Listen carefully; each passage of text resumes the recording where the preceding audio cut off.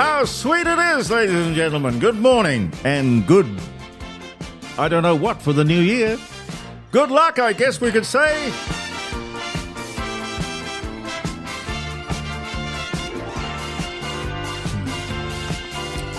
La la la la la la la la la la la. And welcome to the show. Welcome to a brand new year. I hope you had a wonderful Christmas and we had a fantastic holiday. Les is here.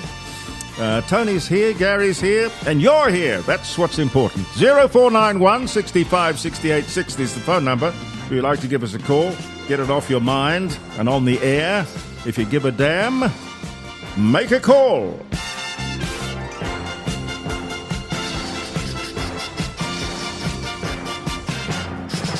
Dr. John Bruni will be here at about 9:30, and there's enough international stuff around to fill the entire program. I'm sure the name Trump is going to come up. Maria! Are you well? Why can't I hear you?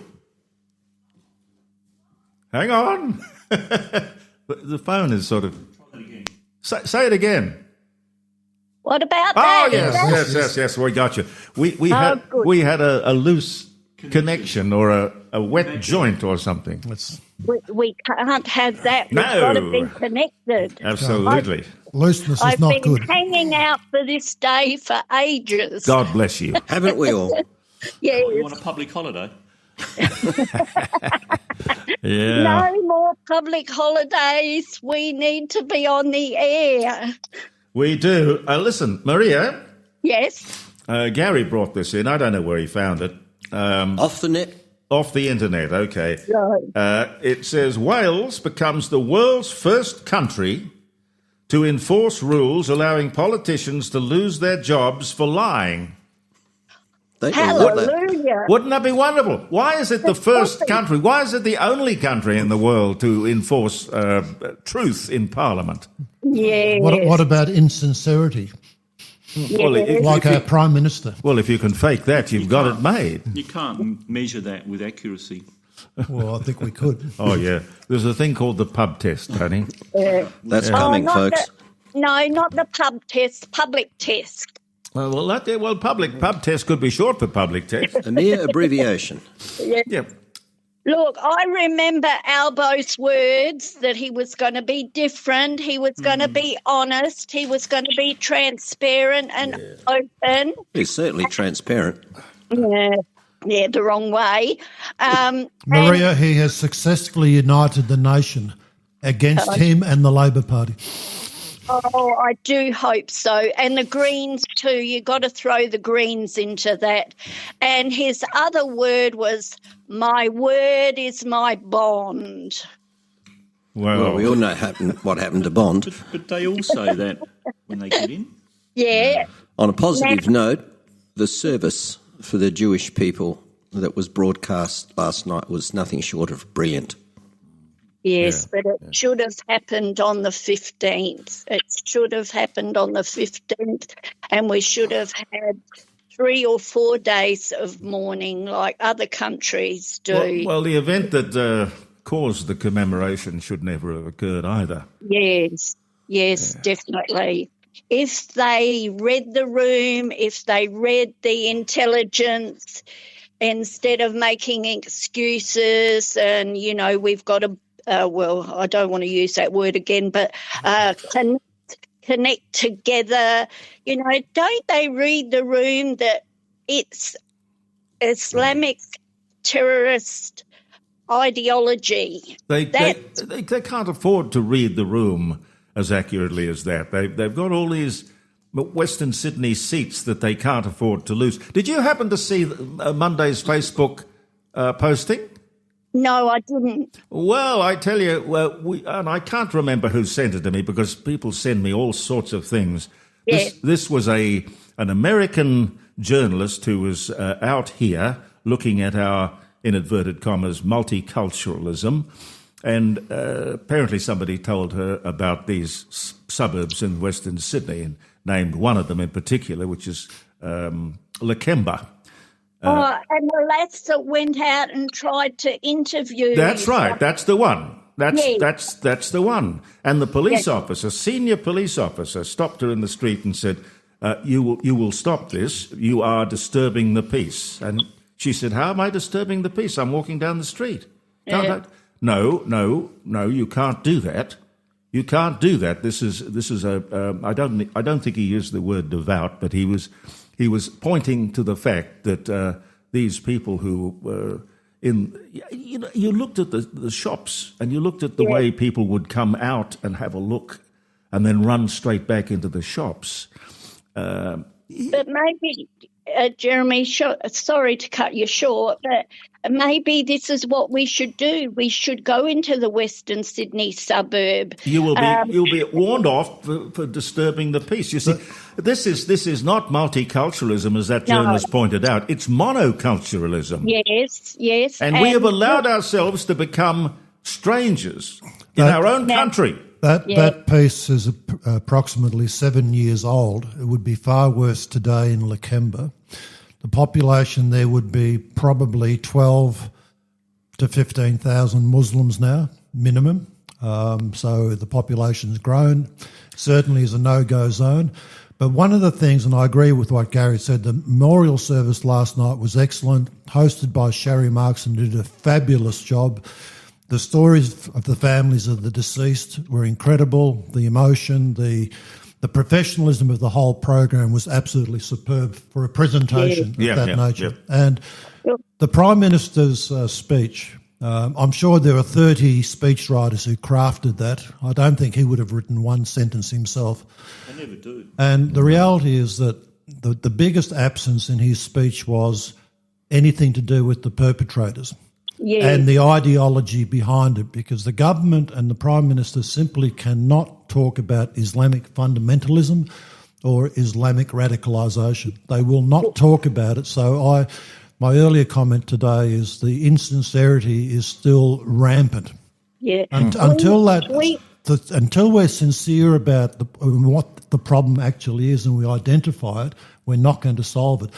I mean, it doesn't matter how good last night was, the anger and the hatred against the Jewish community is still there. By the people who really make the difference. Jeremy, could we remind people that clip you just mentioned was on Thursday's broadcast of the court? I think it was Monday. It was on Monday, not Thursday. Well, we did it on Monday, but... That's right, we did it on Monday and recorded it on Monday for Tuesday. Okay, it was for Tuesday, my apology. And another part of that broadcast, Maria, pointed out that we talk about radical Islam and we talk about the fundamentalists and we talk about whatever. But the truth of the matter is that Muslims are, by and large, devout. And I don't mean they are all devout, but by devout I mean they follow the Quran. The Quran, if you read it, you would understand that these people are not radical. They are just devout Muslims. They are obeying the teachings in the Quran. Yes. And that's what makes this whole hate speech thing so ridiculous, because are you going out there and you're going to ban the Quran because of its hate speech? Well, no. The government says religion will be exempt. How can you exempt the very thing that caused the problem? We must and need to get Australia back. In the 40s and 50s, when thousands of migrants came here, they didn't ask for grants to build their mosques or their churches. They integrated. They worked hard. They built a country that they were grateful that gave them the chance to actually not duck bullets and not have anything. You know, they had a job, they worked and weren't given anything. They worked for what they got. Now, I reckon that why Albanese doesn't want to have the Royal Commission, it would and will actually point out the millions of dollars that we gave to Gaza under false pretenses. It will tell us how 3,000 unchecked Palestinians were allowed in.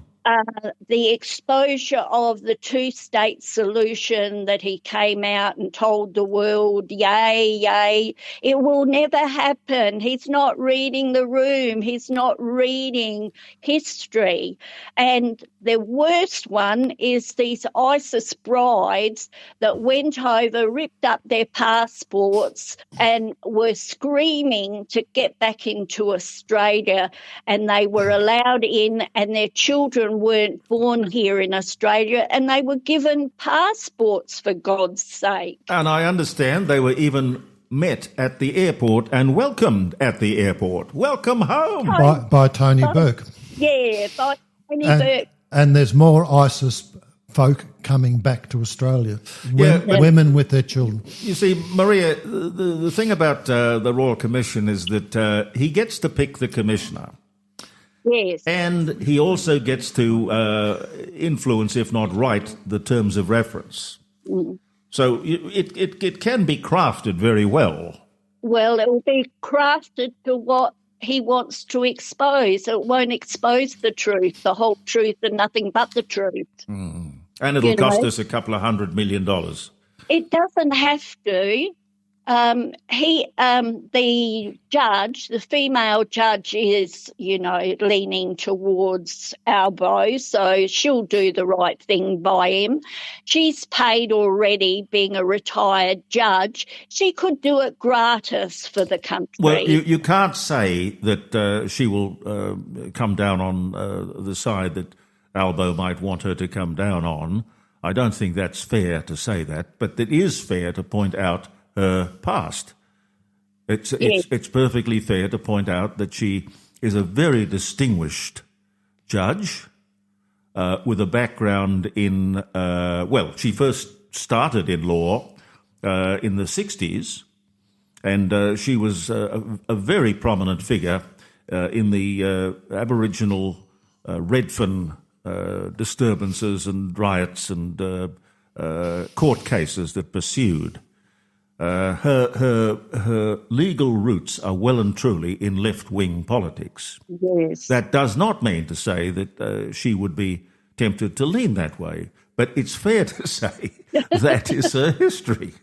Look, I think 99.9% of leanings, you give her a little bit too much, sort of leeway there, Jeremy. But look, getting on to more hard facts, guns aren't the problem. No. And they never were. It's just a distraction. Yep. And a red herring. Yeah. And how can somebody tell me in the group, how can Islamic terrorists, the young boy that's still alive, get an A1 security license at the airport? I don't know, but you've got to be careful. He is an alleged terrorist. Yes. I would like to know, might come out in his trial, if it ever gets to trial. It might come out, but I'd like to know if those two people, the alleged killers, were employed, or were they on welfare? And if they were on welfare, for how long have they been on welfare?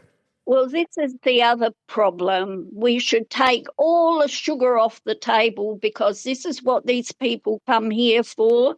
They don't come here for a better life. They come here for all the freebies that they can get.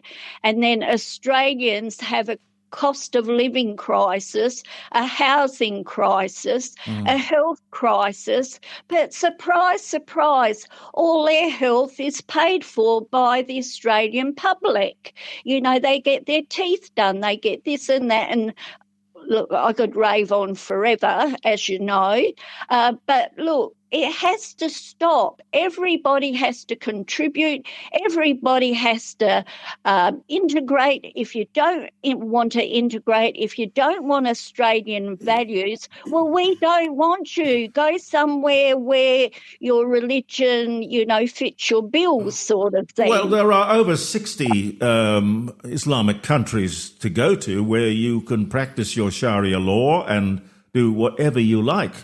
as devoutly as you like. So why would you want to come to a predominantly white Christian country while it is predominantly white and Christian? Why would you want to do that? Sometimes some of these people travel through 4 or 5 different countries to get here. And it should be an international blanket rule that says if you are claiming to be a refugee, you must seek refuge in the first country that you come to who will take you. Well, that's in the United Nations Charter, Jeremy. I didn't know. Well, why doesn't somebody apply it? Yes. All those people who get in those rickety boats, risk their lives, cross the channel. They've come from Africa. Yeah. Now they've come from Africa. How many countries have they gone through before they get to the channel? What is bringing them? What is causing them to want to go to England? And I can tell you, it's welfare. Yes, and the housing, they get free housing straight away as well. And look, so the Middle East... United Nations should really have their knuckles wrapped because they are part and parcel of the deception with people smugglers and so forth. But when the truth gets told, well, it gets shut down, doesn't it? Oh, those people don't really know what they're talking about, but they've experienced it. They've experienced how they've had to pay hundreds of thousands of dollars to people smugglers with the acknowledgement of the UN. So the UN is full of despots and dictators and horrible people. It should be banned off the face of the planet. And look, practical reality is that the people in Gaza who want to flee because of the conflict, first port of call could have been Egypt. Egypt said, no way, Jose, close the border to them because they know they're troublemakers. And this is the problem. They are troublemakers. It's the East coming to the West, and that's always been the problem. Gary, and all these issues, Maria, we're talking about, it comes down to practical management of issues. You know, our immigration policy, our economic fundamentals, housing, all these things. It's the way the government manages. We're architects of our own trouble. And the government's just not managing things at all well at the moment. There's 2 issues, assimilation or integration. We need to be firm on one or the other. Well, no, we want assimilation because if you come to this country and join the great Australian family, welcome.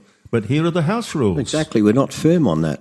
I agree with you. Well, that's our own fault. We could be. Indeed. At the airport. Indeed. Or at the dockside. We could just say, nice little quiet room and have a chat to them. That's what they do in America now. Yeah, well, I would think so. If you look at the list I just gave you, Jeremy, that actually applies specifically to South Australia. Yeah. But no wonder everyone is hot-footing it to Australia when these things are on offer. Well, we could fix the problem. This is what Gary just gave me.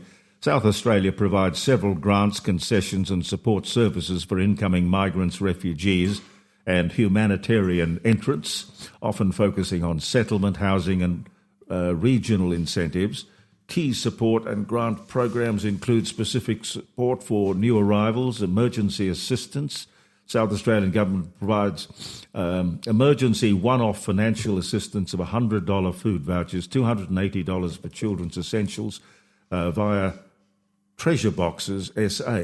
What's Treasure Boxes SA? Absolutely no idea. No idea. Maybe that's something at Christmas special. Charity. It's a charity. Oh, I see. Okay. Concessions you. For asylum seekers holding a bridging visa E, a BVE, or those with an expired BVE may be eligible for South Australian government concessions, including reduced rates on public transport, blah, blah, blah, blah. The whole long, huge list of it. There's housing.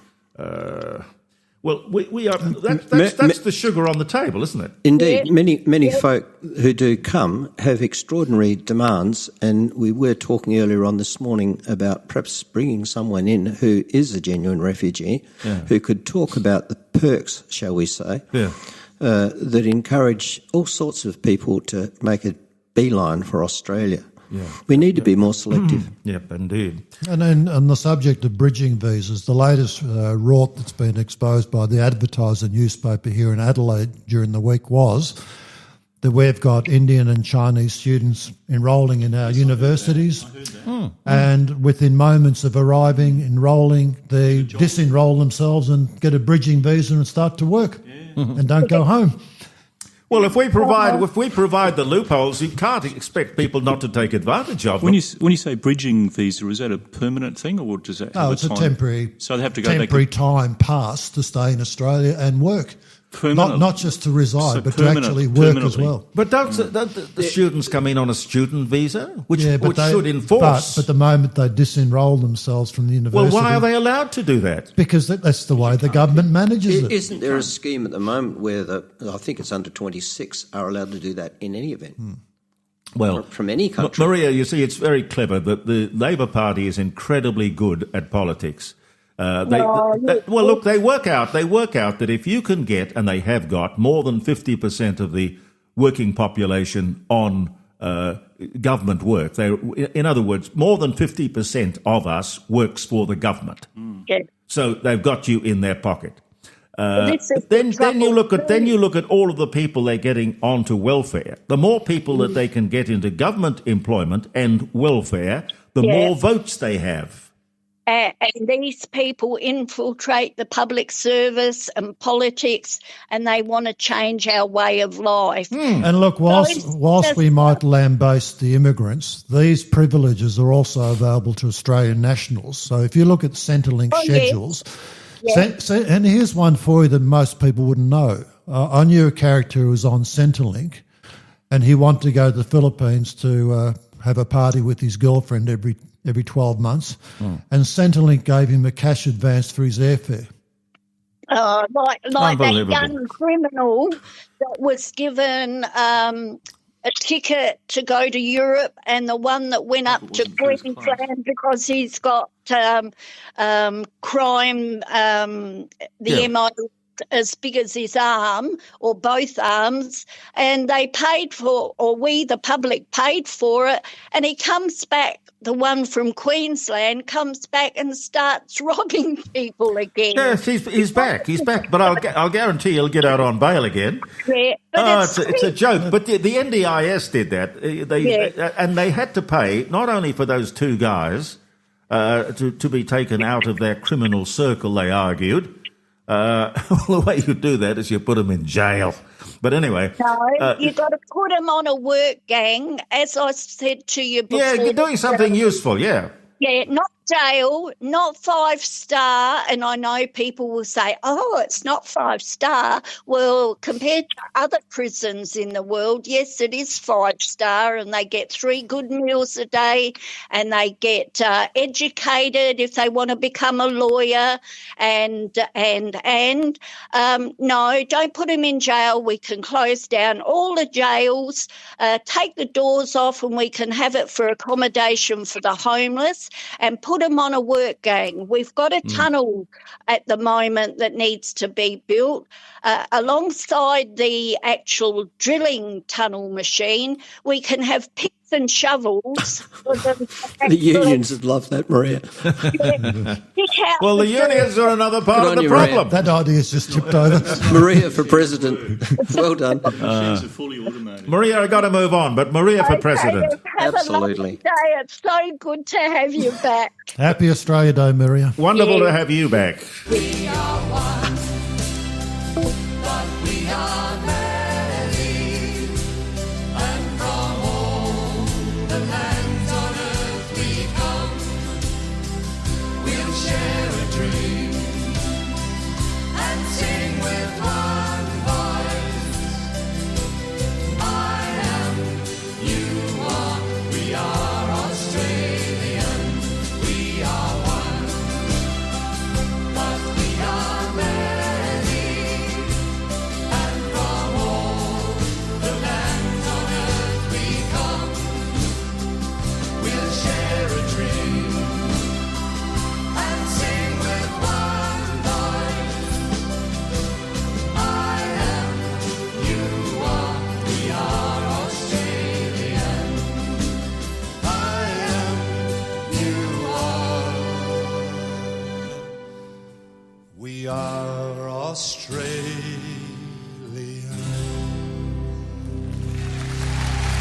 Happy Australia Day for Monday. I don't know about, because this program goes absolutely everywhere, including around the world, but we are broadcasting from Adelaide. Adelaide seems to, this year, have been spared the usual demonstrations and whatnot, but not so Melbourne and Sydney. They're gearing up for massive demonstrations on Monday. Why do these people... I'd love to know their individual stories. Why do they hate the idea of Australia Day? They don't want to move it. They just don't want to be... Well, there's a cohort that simply wants to eliminate any reference to colonisation. But this goes to the Brumbies. Yeah, well, we'll get to the wild horses. What I don't understand is how can you come from anywhere in the world and not come from a country that has been invaded, because they like to say Invasion Day, invaded or conquered over and over and over and over again. But these people are just sort of fixating about one country, England. Yeah, did you see that story? In fact, I think you showed it. Captain Cook University or James Cook University. They want to change the name of James Cook University. Why? And in Melbourne, 2 statues were ripped down and ISIS signs painted on them. Yes, this is the inverted red triangle, which is... Yes. Yeah. Look, it's an ideology of these things, and it's also these people conflate issues. I don't know. Maybe they just want to tear society apart. They're anarchists. Indeed. Look, I agree. The heartening thing this year is that between end of last year and Australia Day coming up, we haven't had the adverse rhetoric or animus towards Australia Day that we've had in the past years. The younger crop of people coming through the system now have got a completely different view of the world. I'm not talking about the young ones who have already been brainwashed through secondary school and uni, but the new young ones, they want unity, they want peace, they want quiet, and they want us to be together on the one page. Yes. And that's why I think this year, and Bondi may have had an impact on this because the tragedy of Bondi has placated people in the sense of that's more important an issue than having an argument about Australia Day. Yeah. Well, 76% of Australia, according to the Institute of Public Affairs, they did a survey up on last year, 76% of Australians say they're quite happy to have Australia Day right where it is. That's true. So where do people get the idea that there is a groundswell of public opinion otherwise? Well, it's just because it's so populist in terms of appearing in the media. Left-wing popular. Yes. It wasn't so long ago, the Voice referendum was almost like a lay-down misère that the yes vote would win. Yes. But when it came to the crunch... Yeah, it's the media. When it came to the crunch, the people voted no. The majority of people voted no. The silent majority will always rule eventually. And that's grown further. And look, we've got a state election coming up here in March. Oh. And I guarantee... Haven't you noticed all the ads? No one realises, and I bet around the table, no one realises that the representatives for the Aboriginal Parliament are up for re-election at the same time. Yeah. So that's on. No, I didn't. Running in the background. I didn't know that. I mean, of course, we've got no say in that because unless you're Aboriginal, you can't vote. Yeah. So. Oh. Well, it's a strange sort of apartheid that they're running. Yeah. Richard Fryer sent me this. Sent it to me just yesterday, in fact. Where did I find it? He says, "We have the voice. We didn't vote for it, but we have it." Yes. He says 3,278 Aboriginal corporations, 243 native title bodies, 48 land councils, 35 regional Aboriginal councils, 122 Aboriginal agencies, 3 advisory boards. I don't know how many people are on the 3 advisory boards, 145 designated exclusive Aboriginal health organisations, 11 Aboriginal federal ministers of parliament, 12 culturally important Aboriginal days in the year, It's amazing. Funny thing I found the other day, we have an Aboriginal diplomatic corps. Did you know that? No. Yeah, and we have an Aboriginal diplomat at large who runs around the world, Floating around first class, dialing up, was it 700,000? More than $700,000 in 1 year on travel. And look, that's on top of his salary. Look, everyone knows also this is a country that has 3 flags. Yeah. And on the way here this morning, I drove past along a crossroad, and there on the corner of 3 flagpoles, guess where the Australian flag is? Our Australian flag, on the left-hand side of the middle.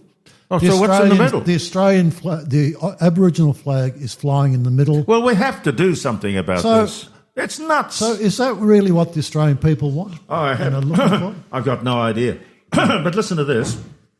This email from Richard goes on. Taxpayers will give $50 billion annually to 984,000 people, who many of them simply claim Aboriginality. 984,000 people, that's 3.8% of the population. Expenditure per person for 2012-2013 in round figures was $50,000 on each and every Aboriginal Australian, compared to $20,000 on other Australians. That's a ratio of 2.8 to 1 for the statistically minded. That's an increase of 1.985 to anyway. Richard, I think you're genius. I don't know where you got all this guff from, but I do thank you for sending it to me.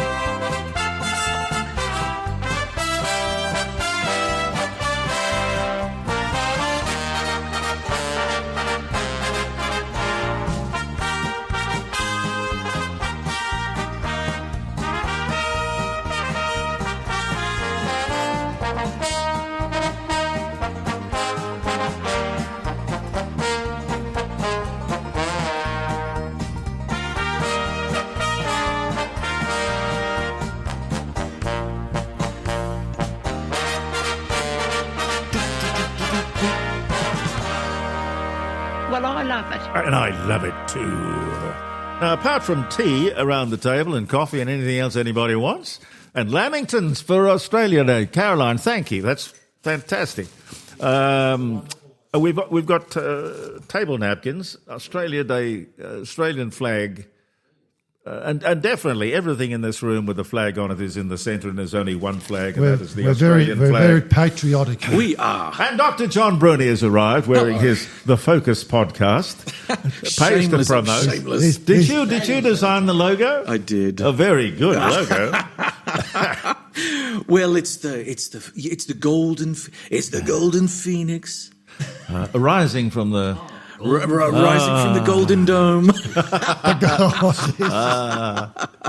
Yes. Now, what would we do without Trump? I mean, really. Look, there was something that I watched last night. What was it? Jimmy Kimmel. Oh, I shouldn't say that. Left wing, all those Tonight Show hosts. Yeah. Oh, look, honestly, yeah. But he said something that was really funny, and he said, people sort of look at late night comics and say, there are pox on their house. But, why are you always talking about politics? But politics now is comedy. It is high comedy. It is incredible. I mean, I don't know. Every night or every morning I wake up to a new set of what? I just don't understand what's going on anymore. Because there was a time in the not too distant future where you felt as though you could grow into things moved at a glacial pace in comparison to what we're seeing now. Hardly ever heard anything from the president. Maybe once in a month or something. Once a month, and you shrugged it off and went about your business. But now everything's like an existential threat. Gary said we might be in the rapture. I think he's probably right. No, neither am I. But I get it. Well, at the finance conference that they all gathered around for, his speech went for hours. It's wandered and 1 hour in 1 hour in Trump world is like 2 years in our world. So that's why time seems like it's like just so heavy. It's heavy going. I mean, we've just celebrated 1 year of Donald Trump. It feels like 1,000 years of Donald Trump, and with no end in sight.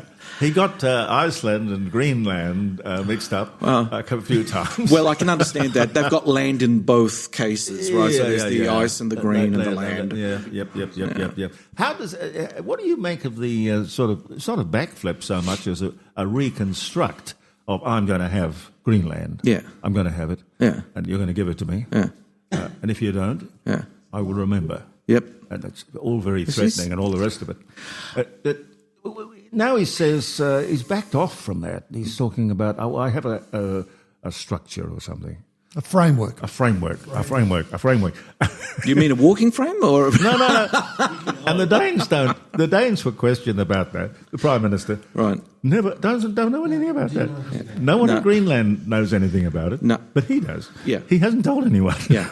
Well, look, there's been a lot said, and I've written on my Substack as well, a piece on, at the moment we are seeing what is like the Sopranos version of foreign policy. He's shaking everybody down for whatever he can get. Now, is there rationality or logic behind all of this?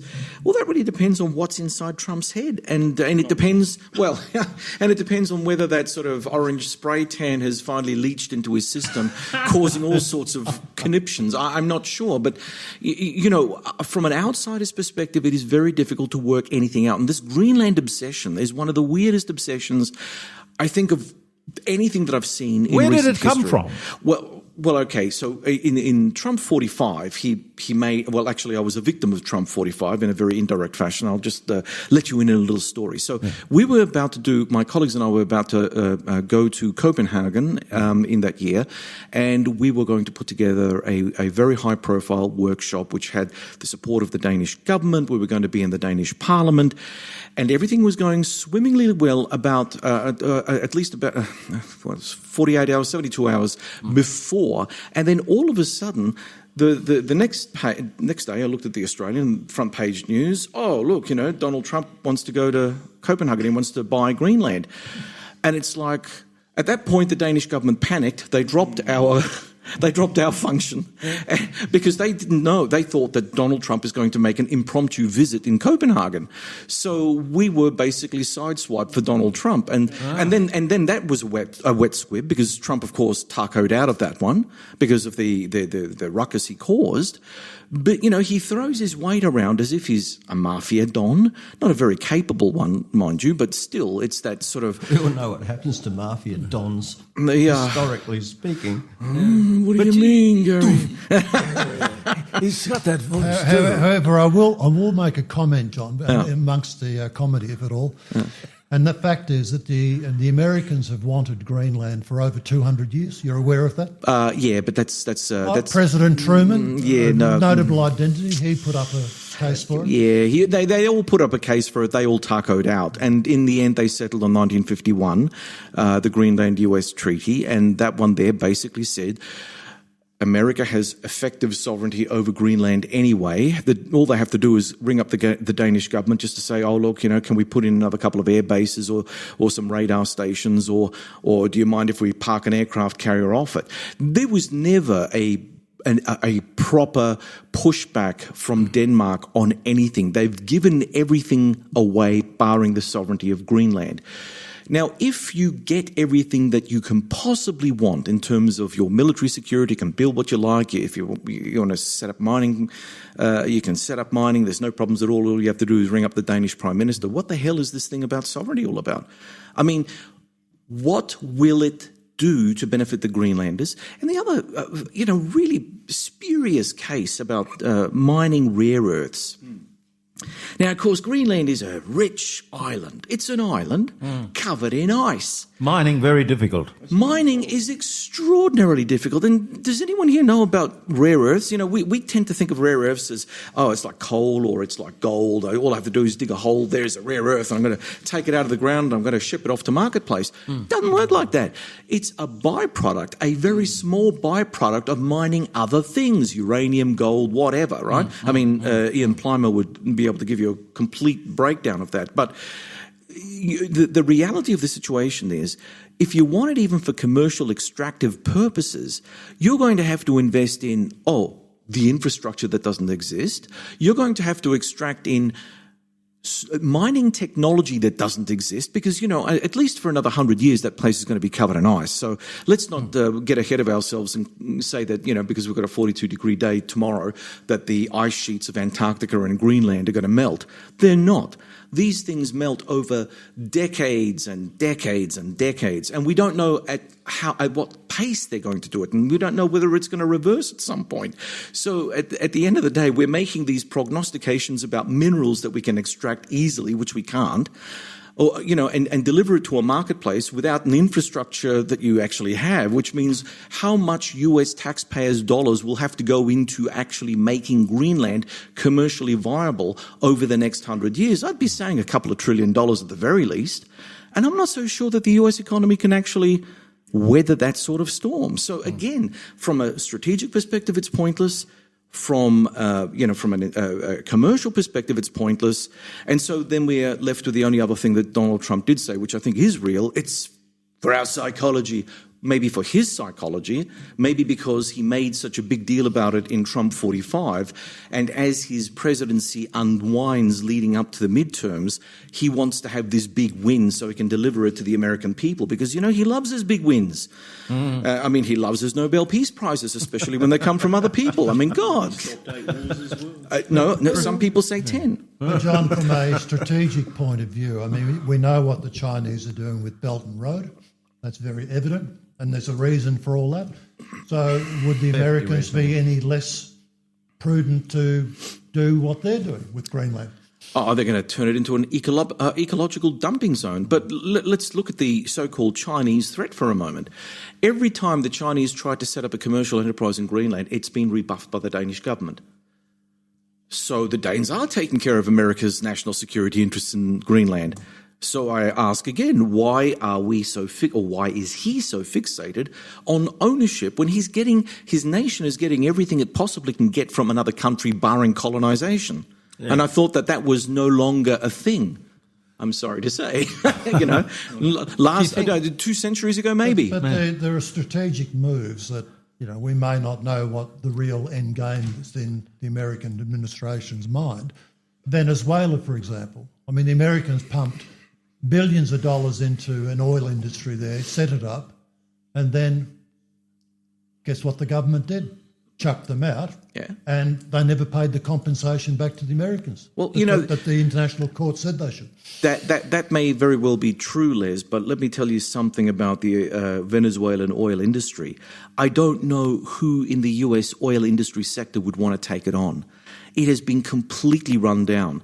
And what little Chinese investment was taking place in Venezuela was always eclipsed by the historic amount of investment that the Americans had put in to Venezuela prior to the socialist revolution of Chavez and his mob, right? And then, of course, Nicolas Maduro following on from him.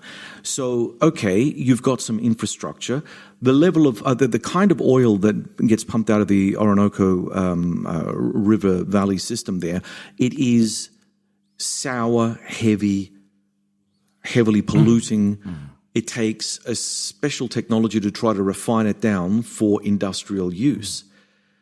Most of the world operates off sweet light crude, which comes from the United States, also comes from the Middle East. It's easy to tap, it's close to the surface and all that kind of stuff. Venezuelan oil, when the American industry was at its peak there and all the infrastructure was relatively still new, I suppose, and being invested in, that was fine. They had the capacity to ship it off to various places, to have the oil refined. It was part of the market, and it drove the oil, the OPEC oil people are up and down depending on what side of the bed they got out of.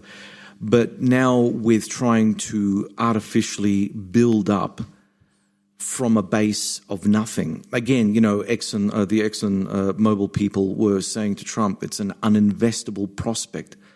And I would say that was the only bit of truth that was pinched out. When the Americans were kicked out, were they compensated? Nope. No. They were not compensated. So they set up all of this with reserves, they say, 20% of the globe's oil reserve, which makes it... And here we have to be careful because Hugo Chavez, when he took over in the early 2000s, early 2000s? Anyway, around about that time, he also was a bit of a Trump-like figure. So he tried to tell the rest of the world that there was far more oil in Venezuela than perhaps was. So there's been a lot of rubbish spoken about Venezuelan oil. And at this point in time, we're using baseline Chavista data to try to justify Donald Trump's, well, it's not an annexation. What is it exactly? He is now the acting president of Venezuela, apparently. So with that, what is he? I don't know, a viceroy or whatever. But he's in charge of this resource, without really knowing how much of that resource is commercially viable and extractable in the near term. And the problem with all these so-called victories that Trump is on a roll, he's going to give us all these victories. These aren't victories. It's going to take at least 25 years to get something viable out of the Venezuelan oil fields at a real good rate. It's going to take more than decades to get anything viable out of Greenland. But it's being sold to everyone as if, I'm going to take it, I'm going to do it, I'm a businessman, I'm just going to set up shop, I'm just going to start pumping stuff all over the place, and we're going to be rich. Donald Trump has single-handedly destroyed the American economy by walking away from globalization. And I'm no fan of globalization. I'm no neoliberal in terms of my economic proclivities. I'm a solid Menzian boy that loves his mixed economy and all that cool 1950s stuff, which is no longer in vogue. But let me tell you about Donald Trump. One thing that I'm really worried about is the fact that the oligarchs in the United States, the Musks, the Bezoses, and everyone else, they don't actually see the damage that Trump is doing. Because, Europe is America's biggest market. Now, if they keep on monstering and poking and prodding the Europeans, I don't care what the Americans think of them politically, socially. They could all be transgender. They could all be gay. They could all be whatever they are. I don't care what they are. If that's what floats Trump's boat, what is floating the oligarchs supporting him? Because they know if they can't sell into the European market, the South Americans will never have enough money to buy the quantity of product from the United States that the Europeans can. Yeah. So what they're effectively doing is, I want an exclusive Latin American bloc. Great, you've got a bunch of third world countries, plus Canada. Great, good on you. You're sacrificing all of your trade with Europe, the other part of the developed world, for third world dominance. When he could have it all. He could have just shut up about the trade and stop with the trade tariffs and all this rubbish and let the money flow. He is creating economic bottlenecks that people are not aware of, and strategically it's going to make America weaker, poorer and smaller as time goes on. Is anyone advising him? No. He's advising himself. Does he take it? He won't take advice. He won't take advice. Early on in his administration, he's only been there for a year. Anyway, there were people joking about the fact that his attention span is about the same degree as a goldfish. So, and complexity is something that he's not comfortable with. One of the reasons why one of the reasons that a really good advisor he did have in Trump 45, General McMaster. He and Trump were always clashing because McMaster wanted the president to be ahead of his brief. Trump fell asleep. Trump dismissed him. Trump, basically abused the smart guy in the room because he didn't get what he was trying to tell him about America's foreign policy. And, it's a strange thing. One thing that we don't ever talk about is that Trump carries the nuclear bloody football. You would think that someone with the nuclear football would have an interest in listening to someone drone on about national security when it really matters. He doesn't. He doesn't take that in. So he just up one day and decided to kidnap the president of Venezuela. No, I think that was always, I think that was a Rubio thing. See, again, when you're looking at anything that has a degree of, or even a justification of logic behind it, it doesn't come from Trump. Now, Rubio comes from a Cuban-American background, and he's always had his eye on Venezuela because he hates the Cuban regime with such a passion. He saw Maduro as a weak link.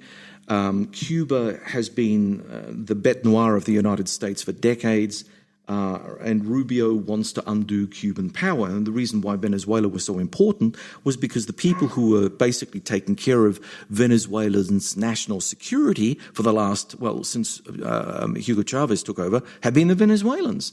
So what better way to weaken Cuba's extension of power into the Caribbean by taking one of its weakest pillars out? So this was something that was planned, but it wasn't a Trump plan. Trump didn't sit down, draw a map of Venezuela. He wouldn't even know where Venezuela was. But he didn't sit down and draw the map and say, this is what we're going to do, and we're going to have this really clever snatch and grab raid. That was a Rubio thing. Yeah? Maria Mercado, I thought, reduced him to butter. Mercado was the quintessential idiot, and I'm so sick of seeing politicians grovel to this bully. I mean, I spent much of my life, pushing back against bullies, and the only thing that a bully understands is a slap across the face. End of story. There's no sitting back and giving in and saying, oh, well, you deserve it more than I. So here's my Nobel Peace Prize, but you need it because you stopped 8 wars plus. What a lot of crap. It showed weakness for Machado, did not show strength. And Trump will now not respect it. No, Trump. He thinks she's drop dead gorgeous. He is all over her like a rash. It's true. But he doesn't want to go back. I'm glad that we're all civil. I think she's smarter than him, a lot smarter than him, which doesn't say much for him. No, I don't buy the argument. Sorry, Gary, I will have to disagree with you. It's look, honestly, anyone who would.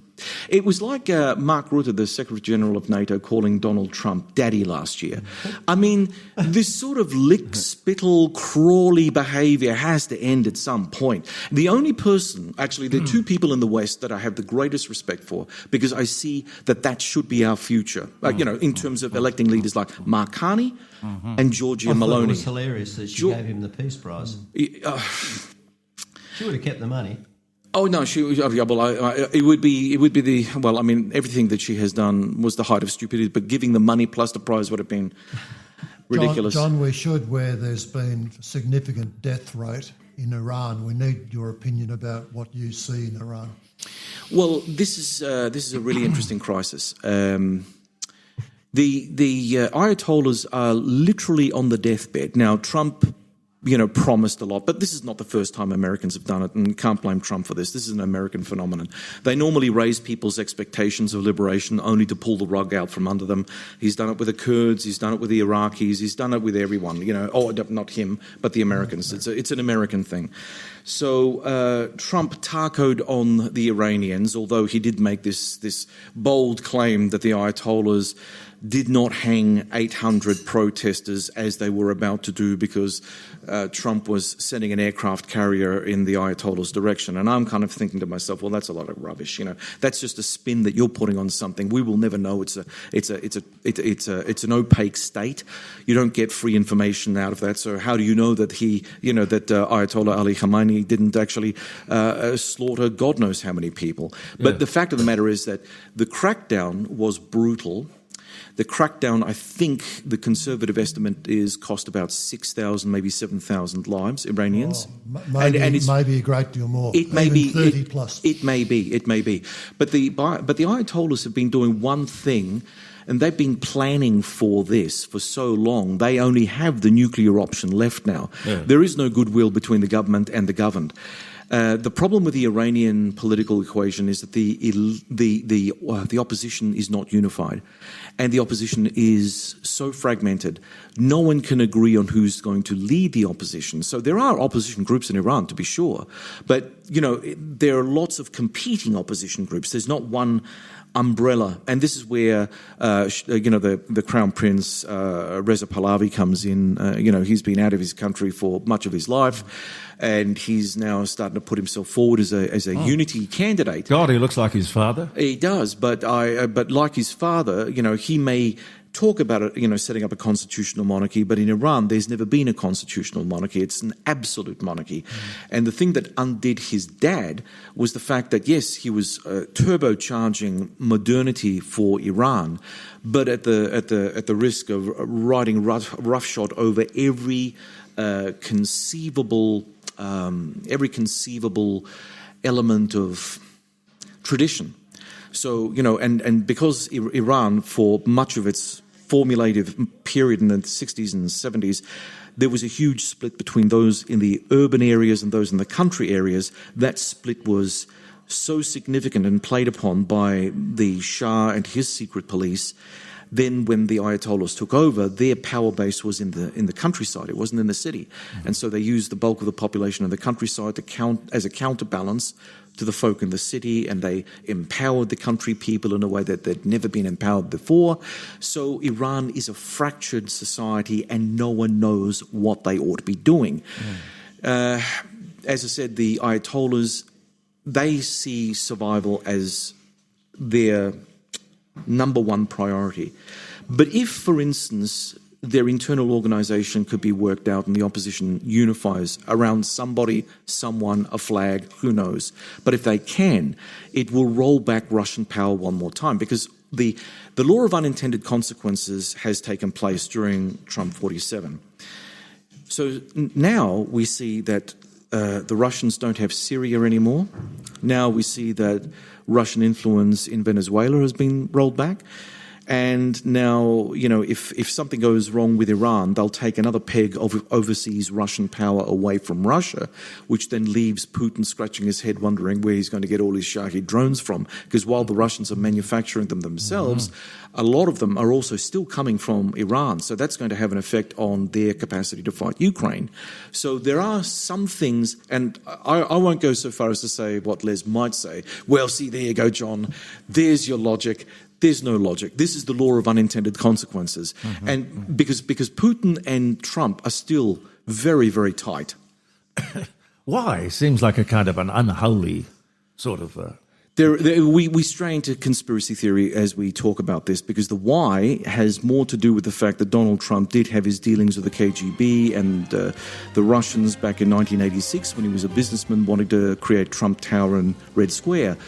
And there is a story doing the rounds suggesting that perhaps there was compromise on Trump, and Trump does not want that to come out. That's why he's very friendly with Putin and helping him out where he can.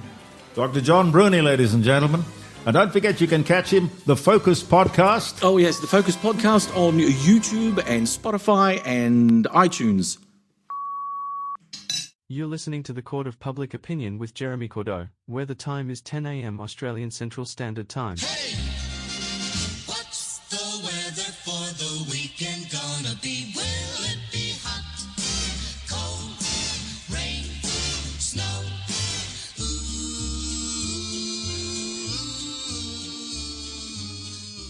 And the weather today in Adelaide, it will be a partly cloudy day. You may not find us on your TV, because in case you did not know, we're being brought to you on, brought to you on, brought to you by RADIO.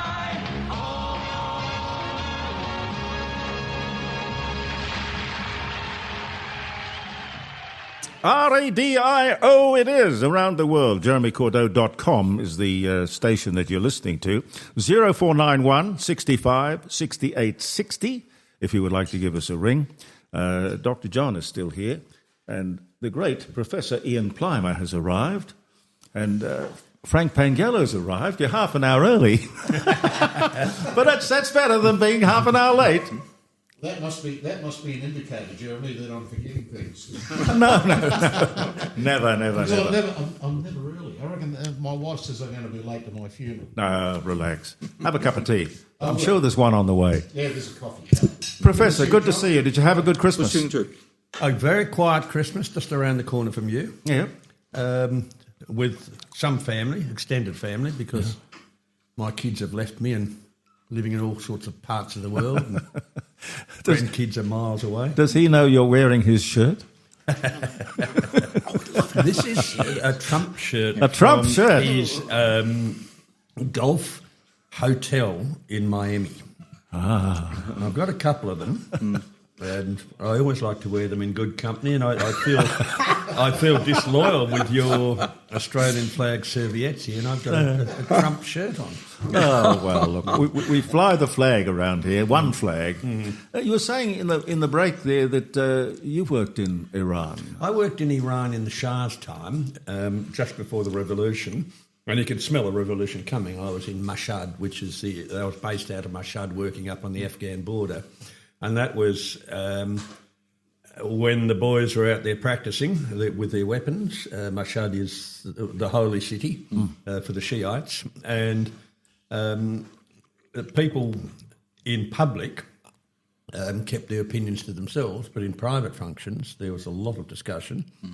And there was a lot of anti-Shah discussion, which makes it interesting for his son wanting to come back, because there was, in the generation then, and that was late 77, early 78, I was in Iran. Was he a bad guy?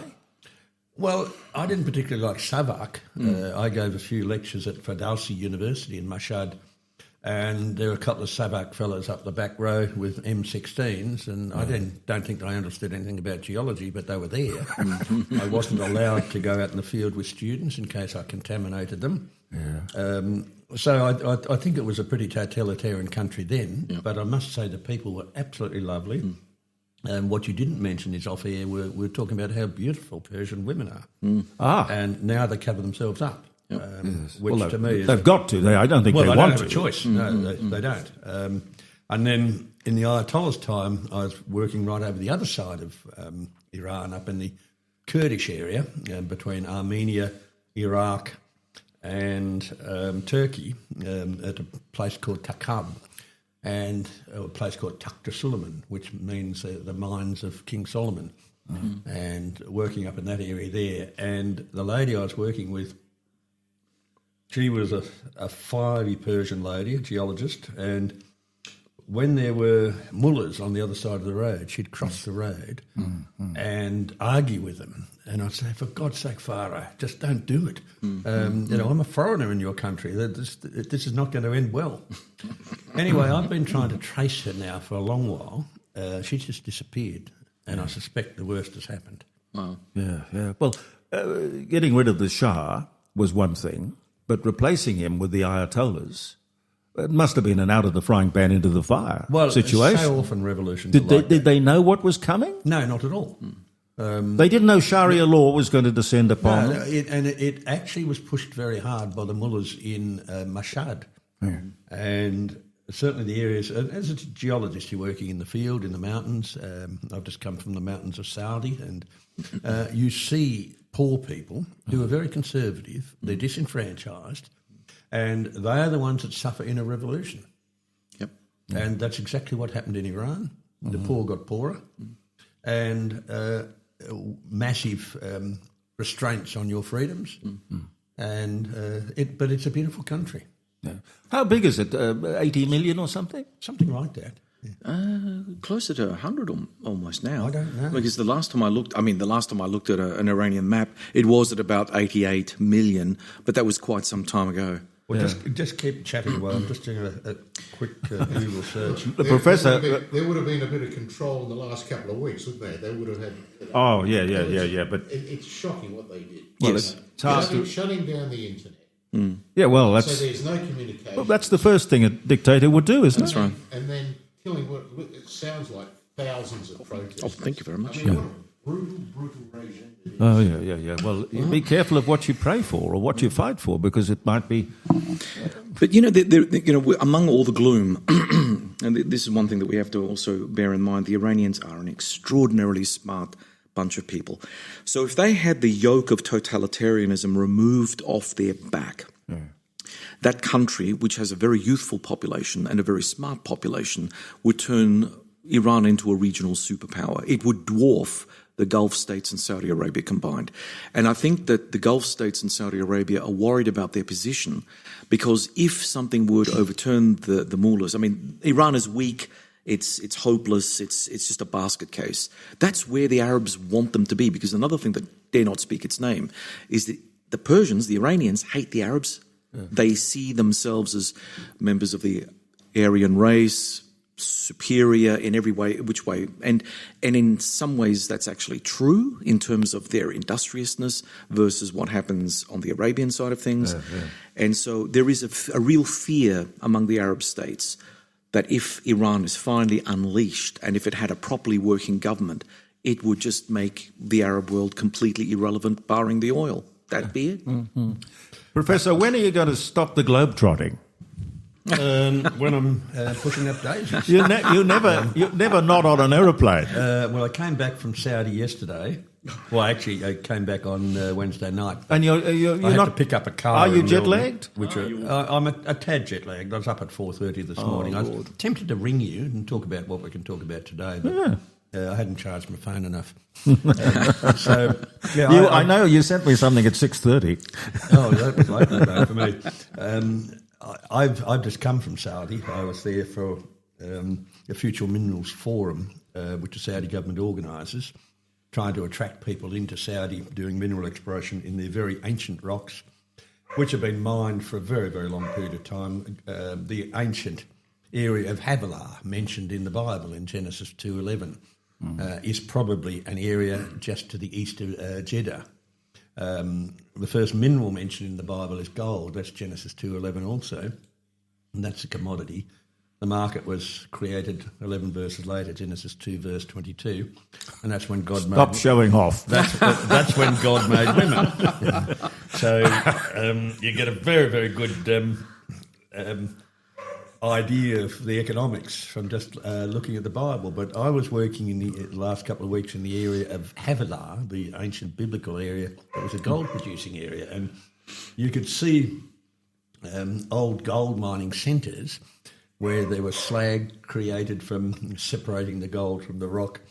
And they also had water races. And this is in areas of mountains, areas of shifting sand dunes. Yeah. It was obviously much higher rainfall. And we know from studying the chemistry of some of the stalactites and stalagmites just to the north of Riyadh, where there was a very wet period of time, starting about 8 million years ago and finishing about 1 million years ago. And this is when humans were able to come out of Africa through Saudi into Europe and into Asia, because it was wet, there was water, there was food, there was game. And women? Well, probably a lot of things that they were chasing. To me, it's fascinating. I like going to these areas where there's been thousands of years of mining and try to understand the history. Now, in Saudi, of course, anything in the pre-Islamic world doesn't count historically or in terms of preserving these for archaeology. But I find them quite fascinating. It also saves you a lot of trouble. If the ancients walked over the land 4,000 years ago and found the gold, makes you targeting as a geologist much easier, because some of those hills are pretty big. What do you make of Islam? You've had an opportunity to see it up close.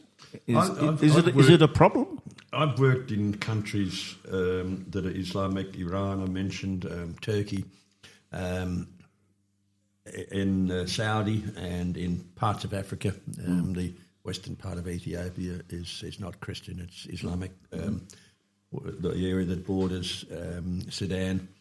I'm never very, very comfortable in an Islamic country. The culture is so alien and different. I think as a religion, it is going through an evolutionary stage, which we underwent during the Reformation. And I think that's the stage that Islam is at present. Now, it's not a religion. There are many, many sects of Islam, and it's very divided. You've only got to look at Lebanon to see that. It's basically a tribal religion, still reflecting the tribal hatreds.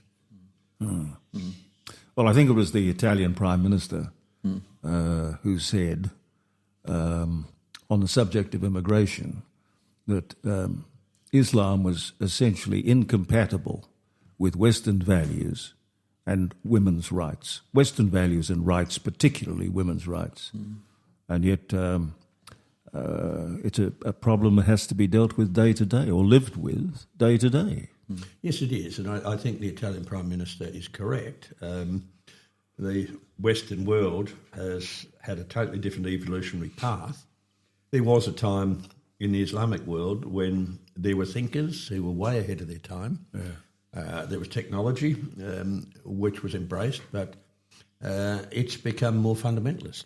And once you start stopping critical thinking, then fundamentalism thrives. Yeah. We were talking earlier about Greenland and its rare earths and mining. Would it be an attractive country to mine, or would it be incredibly difficult with the ice and the? I've worked in Greenland, and there are two interesting areas for mining. The first is in Western Greenland, and there was actually a zinc mine there run by the Canadian company Teck-Cominco, and that was called Black Angel. And this was a mine halfway up a mountain next to a fjord, and it was a very, very rich mine. However, if I decide to go mining in this spot underground on the 1st of January, by the time I can get development in there, it's probably end of April or May. By the time I start mining, it's June, and then I've got to crush and grind the ore and separate out all the minerals. That would be August. And then I've got to sell that concentrate before I get cash. Now, in a normal metal mine, you need cash reserves of about 9 months of operation. But the problem in this Black Angel mine was that the fjord that it was next to was only ice-free for 2 months of the year. So you had to have cash reserves to keep you going about 15 months. And so it was a very, very difficult place to operate in just for your cash flow. The second thing is I was once involved in some tantalum exploration in Greenland, and tantalum is associated with tin and uranium and rare earth elements. And there's quite a bit of it there, but it's low grade. And there's much richer deposits elsewhere in the world. You hear absolute nonsense, people saying that Trump wants Greenland because when the ice melts, he's got more land. Well, I'm sorry, folks, but most of the ice in Greenland is in a big basin, and that ice actually flows uphill before it then flows downhill in a glacier. It flows uphill due to pressure, and the ice is recrystallising as it's flowing uphill. That's not melting. That's pressure, and that forces the glaciers to move. So that's totally unrelated to climate change. Now, what you get is a surge of glaciers calving, and then you don't get any for a while, and people interpret that as melting. It isn't. It's where you're getting glaciers do what glaciers do, is melt and freeze and melt and freeze. Now, in Greenland, we know that it had some habitable land on it in the medieval times because it was called Greenland. And there's two theories about that. One is that the rocks on eastern Greenland are green, and the second thing is that there were meadows there, and in the medieval times there was cattle and sheep that were grazed there. There was no permafrost, so you could dig a grave down to 6 foot or so. And Eric the Red was saying, come to Greenland. It's a fabulous place. We've got all this land and pasture. And so that was just a natural retraction of the ice sheets. They've expanded since then. They wax and wane. So people are saying that the Greenland ice sheet is melting. It might be melting at this moment of time. But if you look back over 1,000 years or 2,000 years, it's been waxing and waning. It has been melting, and it's been also freezing and adding. So that's absolute nonsense. So I don't think Trump's interested at all in the minerals in Greenland. There are easier places to get them. I'm certainly not interested in the land. I've been to Newark. That's one of the most godforsaken places you can go to. But Newark's an interesting part of the world because we get the oldest gravels in the world in Newark, and those gravels have got little bits of carbon in them which are of biological origin. And those gravels in Newark in Greenland are telling us that as soon as we had running water, in other words, as soon as we had rain on Earth, we had life. And so it's an area that geologists absolutely love. Now, geologically, that part of Greenland is very similar to Western Australia. So I don't think Trump's at all interested in the minerals from Greenland. He's interested in for what he says. And that's for military reasons. Closer to Russia, there would be Svalbard, but I think it would be much harder dealing with the Norwegians than the Greenlanders. And there are only something like, 40,000 or 50,000 people as a population. Yes, well, if I was at Greenland, I'd look to Uncle Sam. I could probably end up much better off. I might even have central heating. I might even be able to get a job because in those parts of the world, the further north you go, the more alcoholism is it is very abundant. And in those areas, most people have got no jobs. And most people drink very heavy spirits, and most people are supported by welfare. Including Russians. Yes, I'm led to believe. Yeah. Yes, you're going to have a lot of drunken fights up in the north. Well, Professor, if you had to work out how much Trump should pay for it, what do you reckon Greenland is worth? Good question. Well, 150 years earlier, they bought Alaska, didn't Alaska, they? that's a bargain. At an absolute bargain basement price, but I'm not so sure the Greenlanders will. No, but there'd be enough money there to make every Icelander very wealthy. Oh, of course. Oh, yes, of course. And they can stay or go and live somewhere else. I'm not so sure what the constitutional arrangements are, whether the King of Denmark can say no, or whether if the Greenlanders say, well, we want to become the 51st state, whether Denmark can veto it. I don't know. They don't have the population to be a state, but if they're a Commonwealth country, a US Commonwealth, I don't know, they're going to be just a colder version of Puerto Rico because the Puerto Ricans don't seem to get a very good shake of it from a political perspective. So, yeah. Well, they may be wealthy, but only for the short term, yeah? I think the Americans paid, I think it was about $40 million for Alaska back in the day. What do you know? Happen to know what they paid? I thought it was a lower sum. Mind you, when you convert it to today's currency, I don't know why, but 27 million seems to be floating around in the back of my head right now, but I'm sure that if I consult my second brain, old chat GPT, Dr. Google. So basically, Donald Trump... How much did the Americans pay for Alaska when they bought it? It'll tell me. Generating 7.2 million. 7.2 million. I knew 7 was in there somewhere. There you go. 7.2? That was in 1867. Yeah. No, just Google. Yeah. Dr. Google. Doctor. Tells you everything. So that works out at 2 cents an acre.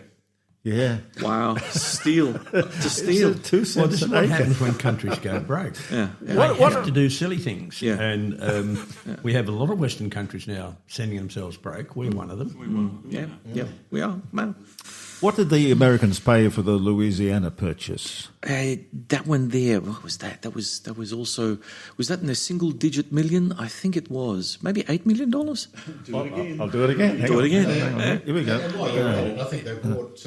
What did the Americans pay for the purchase of Louisiana? They bought land from the British as well. I think they did at some point. And the Spanish. 15 million. 15, okay. 15 million, which is about 340 million in today's dollars. Still 340. Still 15 million. It's nothing. Texas as well, Jeremy. They didn't buy Texas. They did actually buy the Mexican lands to the west from Mexico. I think after the Mexican-American War or something to settle the boundary dispute that they had there.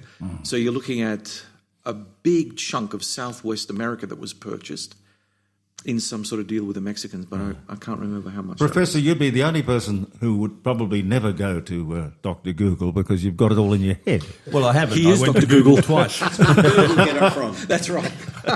He is Dr. Google. Well, you've got to be very careful of these electronic search engines. If you look up Wikipedia, in the first line they put my birth date there. It's the 12th of February. Right. Well, it isn't. It's August. It's August, yes. Yeah. So they get it wrong. So if they get it wrong in the first line, are all the other lines correct? He's a Leo.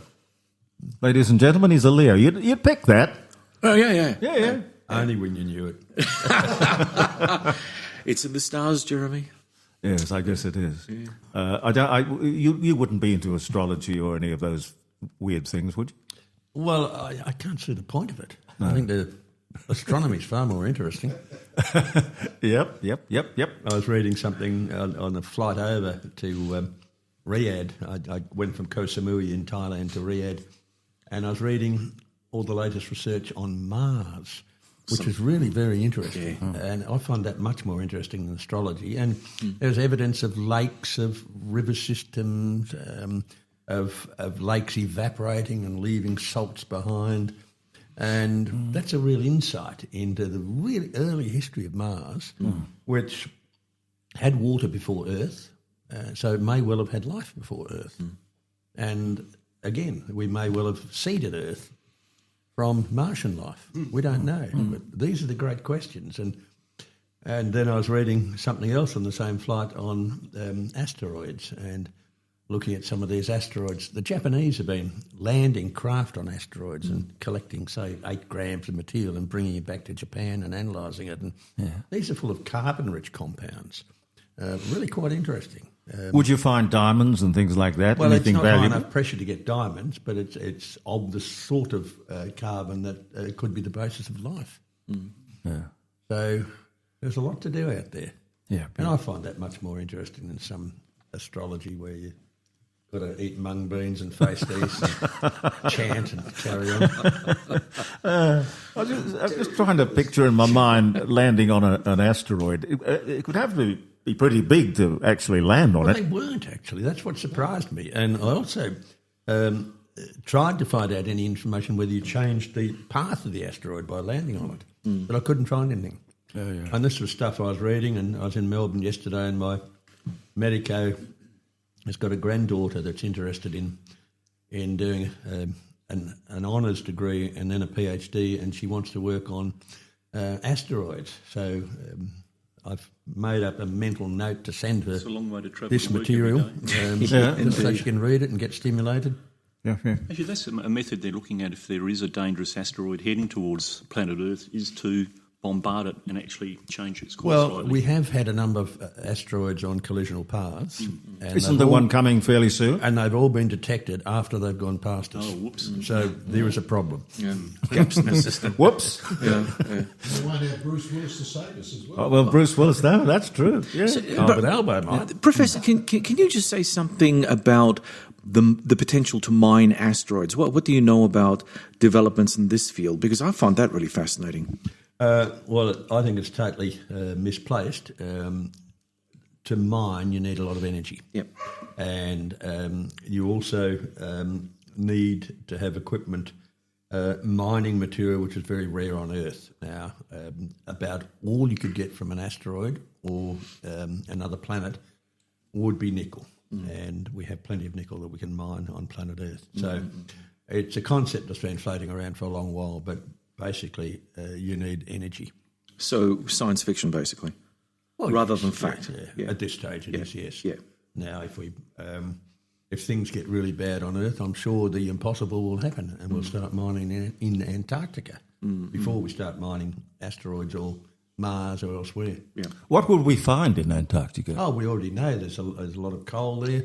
There's a lot of base metals like lead, zinc, silver, copper. Yeah. We see them in outcrop because there's no weathering, there's no soil. It's all fresh, just been cleaned off by a glacier. Yeah. It was in the early 80s. I worked in Wilkes Land in Antarctica because the terrain was very similar to a terrain that I've worked in a lot, and that was Broken Hill, and there was there's sniffs of Broken Hill type deposits there. Now, Broken Hill's the biggest concentration of metal in the world. It's 300 million tonnes of base metals, and if you find that, you may well change the game. Now, I have worries about the treaty for Antarctica because Australia owns 40% of Antarctica. We have to perform a certain amount of work there to retain the rights to that 40%. The Chinese have bases in Antarctica, and they're doing very, very little research. These are military bases. So they're doing in Antarctica what Mr. Trump wants to do in Greenland. The North Pole, there's nothing under the North Pole, I take it, because you can put submarines through. But Antarctica is a different. It's an island. Well, Antarctica is a continent. A continent that is currently breaking up.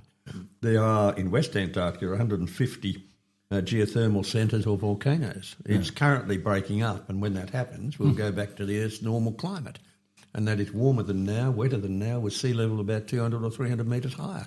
Yes. And that's how it's been for most of the last 20% of time. Yes. And the shape of continents and the position of continents very much controls the climate.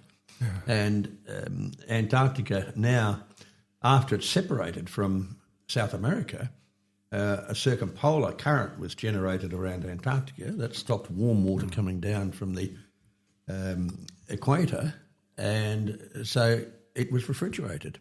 And all we've got to do is to break up Antarctica, which is happening. It started about 100 million years ago when India, Australia, South Africa pulled apart.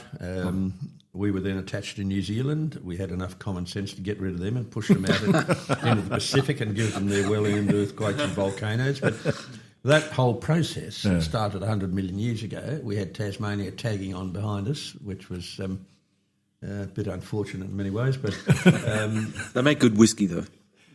Yes, they do. So that process is still going on, and we can actually measure how much the oceans are expanding and how much Antarctica is breaking up. And so if people talk about the ice melting in Antarctica and, wow, it's climate change, tell me about the volcanoes. Yes. Oh, look, there's 150 of them. Chris Bowen explained. Chris Bowen couldn't explain anything. Professor, you've got a board meeting. How did you spell that? Board. No. It'll be exciting. It'll be full of all sorts of good things. Well, there's people in Perth, Ecuador, and Chile. So it's 8 p.m. for those in South America and 8 a.m. for those in Perth. Well, I thank you for fitting us in. It's a good time. I thank you for fitting us in. Have I disgraced myself? No, you're back next week. You've inspired us. Please come back next week. Will you be in town? Yes, I'm on the high seas, and I come back from that on Thursday. God, you live a life, don't you? No, it's a normal life. I've got to give a few talks on a ship. Yeah. I can't join it for Australia Day because I've got to be in Broken Hill for that, so I'm joining the ship in Hobart. Which ship is it? A cruise liner? A cruise liner? The Institute of Public Affairs has got a lot of their members there, and they've dobbed in all sorts of people like Greg Sheridan, Tony Abbott, myself, and others to give them various talks. Great idea. Great idea. Yeah. If you had to do it all over again, start again, would you still be a geologist or would you do something else? These things just depend upon accidents in life. I might have been a geneticist, or I might have been a boring accountant, who knows? Would you have been a politician? With what I know now and with my passion, I probably would have been one who would never sit in the chamber because I'd be thrown out all the time. Yes. God bless you. Thank you for having me. Thank you. Thanks. Professor Ian Plimer, ladies and gentlemen.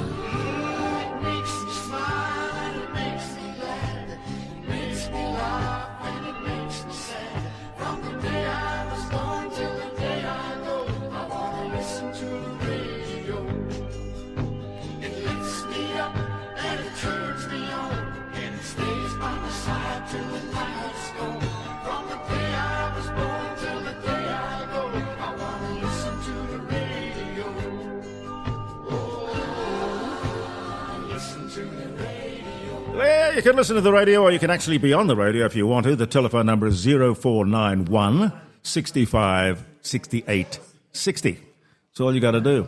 Frank, you look very well. Do I? Yeah. You're campaigning? Yeah, I am. Closer to the microphone. It's very directional. Are we on, are we? We're on. Oh, we're on. Caroline doesn't know it. She's chatting away with Les. Yes, go put the kettle on, darling. Okay, Jeremy, good to be with you again. Very good to be with you. And it's fantastic to be surrounded by Australian flags. Right? Yeah, well, I love the flag. I think it should be front and centre in all we do. Absolutely. So this Australia Day weekend, and then next week, I'll be handing out flags. Yep. And I've also printed a few thousand cards of the national anthem, which I'll be handing out at the same time. Because most people don't know the national anthem. And I'm actually very good idea. I'm calling for the national anthem to be taught in our schools. Yes. And also the flag to be flown. Yes. In every school. So you create an atmosphere of patriotism. Pride, yes. Jeremy, which is what we're missing. We're missing that. And, you know, I was at a Flinders University graduation back in November. My son graduated. And they had the obligatory singer. They got up to sing the national anthem. Yes. She was the only one that was singing. Yeah. She was the only one that was singing. There were 600 people in the room.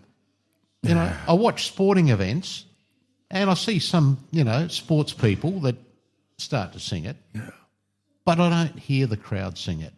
And I want to see the words come up on a screen. I want to see people that are encouraged to sing their national anthem with pride, just like they do in, you know, Great Britain, just like they do in the United States and all these other countries, how they sing it with fervour, right? And I think our kids need to be taught the national anthem in our schools. Absolutely. Jeremy, I can still sing God Save the Queen. Yes. Because it just was embedded in your brain. Yep. And I think that's where, you know, the return to national pride begins. Well, pride you know, in your flag, pride in your anthem. Remember when the TV stations closed down at midnight, they'd have the Australian national train going by with those songs playing when they closed down at the midnight. Remember that with the God Save the Queen, Advanced Australia Square was the other one. Affair, sorry. But the problem is, you see, there's the home. As the twig is bent, so shall grow the tree. So there is the home, then there is the school.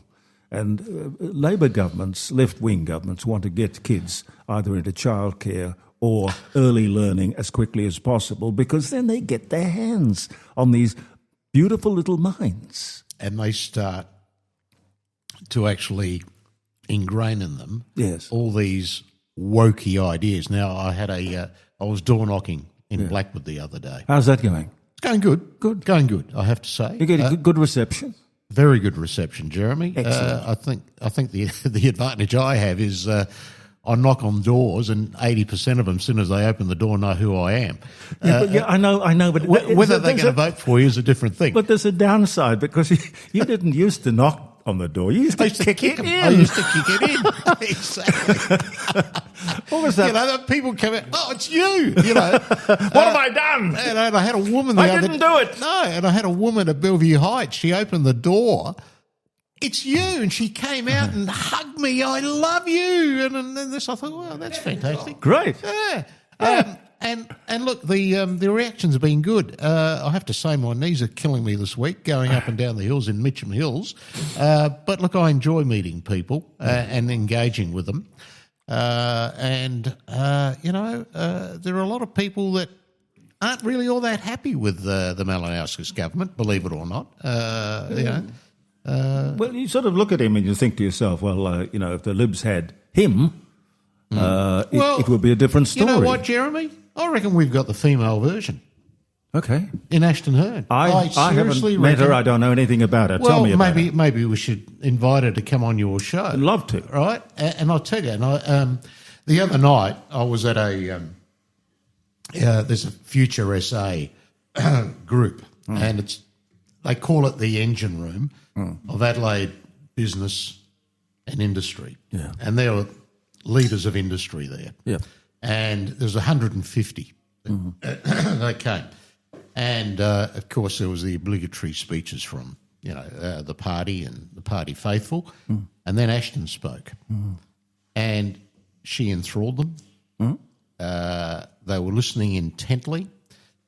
And at the end gave her a huge round of applause. And this is what I expected, because, you know, I don't know Ashton as well as I've known other leaders, because even when I was working as an independent or whatever, I didn't have much to do with her, but I from afar I admired her ethic. And then when people ask me, I say she ticks all these boxes. Right? This is what she ticks, Jeremy. Firstly, you know, she's as charismatic, I think, as what Malinauskas is. She's got a bright personality. She's bright. She's intelligent, let me tell you something. She's a great communicator. She doesn't get flustered under pressure. She knows how to bat issues away. She's very competitive, and it comes, I think, from her DNA, right? Yep. She comes from a strong sporting family. She was a good sporting person herself, so she's got that competitive edge about her. And she's calm and measured, and she just ticks a lot of boxes. And I was watching them the other night, and they were all quite impressed by her. And I have to say, so am I. She's the type of leader I think that, can harness the talent that is in the Liberal Party. And that's the other thing we find, that I find, particularly as a journalist, we really get, I'm now seeing it from the inside, a really tough deal from the media. And yes. And there's a lot of unconscious bias, Jeremy, in there. I don't think it's unconscious. I think it's... there's some deliberate stuff in there as well, but there's also unconscious bias because, they're all, they eat out of the hand of the government, their tongues go flapping when the Premier speaks. It's almost as if, there's this cult of worship around the Premier and anything he says. And then, of course, with the Liberals, you need somebody to whip and kick and hit, and they go after us. Now, I've worked for the past 8 years, I've been in the upper house. I've worked with many of them, right? And I know their abilities. I can pick it. I'm a pretty good... I think I am. I think I've got really good judgment when it comes to people. We've actually got really good talent, in the upper house and in the lower house, and certainly with our shadow cabinet.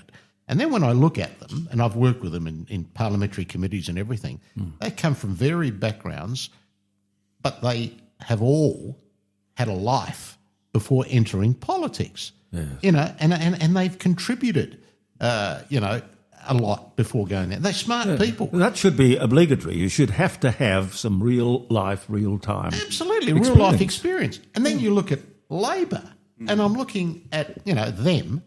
They're union hacks. They've been advisors to ministers. They've never had a real job beforehand. I mean, have a look at the Premier.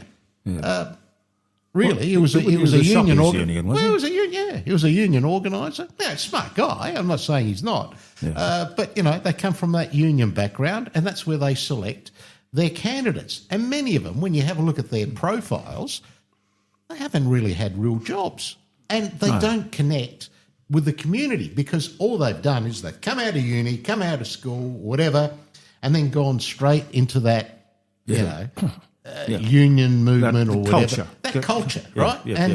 Whereas the Liberal Party and other parties, and even the minor parties, right? Even One Nation and all those, well, those people come from varied backgrounds. Does it surprise you the surge in popularity for Pauline Hanson? No. There she's ringing you now. Hang on. Could be. Look, let's see who's there. Hello. Oh, hello. Is that Jeremy? It is he. It is Malcolm Cochrane calling. How are you? Malcolm, hi. I'm very well. What's on your mind? Oh, mate, I cannot believe we can still have access to you after all these years. I didn't even know you had a podcast, so congratulations. Oh, no. Frank Pangallo's with me. Oh, even better. Yeah. I've got a little story that I'd like to share with you and your listeners, and just get some guidance because I'm a little bit perplexed on where the outcome is coming to. I've got my son has a subcontract position, and bless his heart, he went and worked 33 months straight, and went on annual leave. And then was terminated 7 days into his holiday. He had an arrangement before he left on holidays. If his substitutes, let anybody down, they would just, rest his vehicle and he would just return to his job as normal when he returned from Europe. So he was on authorised leave Yes. For how long? 7 weeks. For 7 weeks. And after doing 2 years straight of work. Frank, is it legal to sack somebody when he's on holidays? Well, Jeremy, I don't know the full circumstances here, but I would say this is a Fair Work Commission. So the Fair Work Commission is involved, and we have very long process to put an application in, but we did so on his return, and long story short, they deemed his application no good because the opposite side, the employer, said that he didn't put the application in within time, but he didn't even return from holidays and for another 6 weeks. Where was he? In Europe. On an organised tour with a whole bunch of his friends. They're having a great time. Well, I was going to say, Malcolm, what was the reason given for termination? There is no reason given. No reason? Not redundancy? No. Or I would have thought so. I would have hoped so, just for his own well-being. And that's been the issue. So we thought the Fair Work Commission was the way to go. And there is a process to apply with the Fair Work Commission's discretion. They are allowed to hear a case that is after the 21 days. We just have to provide suitable reasoning. And do you have an advocate? Do you have an advocate working for you? No, I mean, we just can't afford it. Can I give you somebody that you can go to who does these Fair Work cases? Yeah. It's Ralph Clark. You I know remember Ralph Clark. Yes, I do. He was former Labor Deputy Premier, actually. Yes, he was. And Ralph is a very strong. He works in that area, and he's worth giving a call. Now I can give you his number if you like it. Have you got a pen, Malcolm? I so appreciate that because I just don't know what to do for the lad. He's invested in his equipment for work as a subcontractor, worked so hard and deserved the time off, had the permission to, have a substitute, even if that fell over, we would just return to work. So he's devastated. You know what I'm thinking, Jeremy? When you say that, and I don't know, if they sent notification or something while he was in holidays, we actually have federal laws now about contacting people. Oh, that's true. on their, let alone sacking them. I was going to say, Malcolm, I don't know whether you even put that argument to the Fair Work Commission. Part of what's against them. Was it a large, well-known company or a smaller employer? Can I name them? Why not? Why not? Why not? It's an individual that I think he's the wealthiest person in Australia at this stage, but he is John Winning, who owns the Winning Group. Oh, yeah, I know that. Winning Group. Yeah. They are based in New South Wales, aren't they? They are. They're a appliance retailer, I reckon? Correct. And a very, very successful one. Albeit John Winning, I know the name. Yeah. Okay. And being a bigger company, there's probably a better chance of getting something out of them, getting them to do the right thing than a smaller, 3-person employer. Yeah, and just the right thing is all we ask for because we've been left with holding equipment that is unable to work, and he has a tax debt that we were working, using depreciation schedules as a means to manage. Malcolm, it's devastating. Malcolm, tell Ralph that you were talking to Frank Pangallo and you've been on the air with me, and here's his number.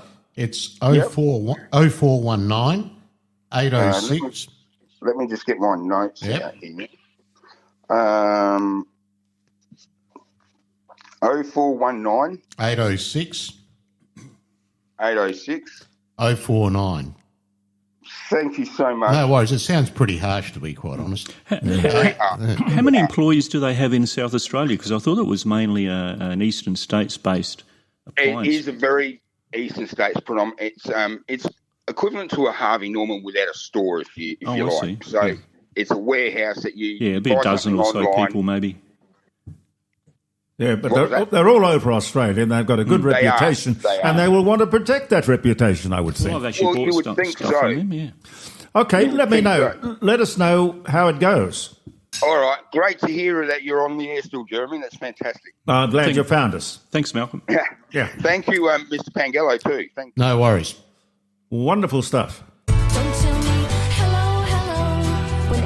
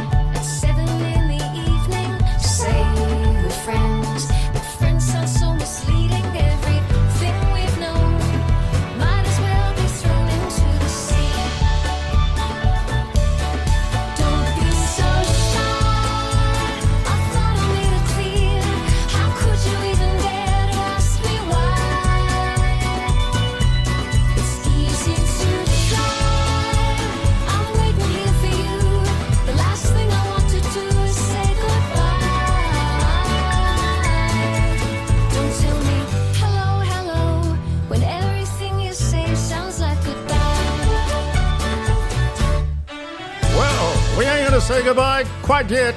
Stay with us.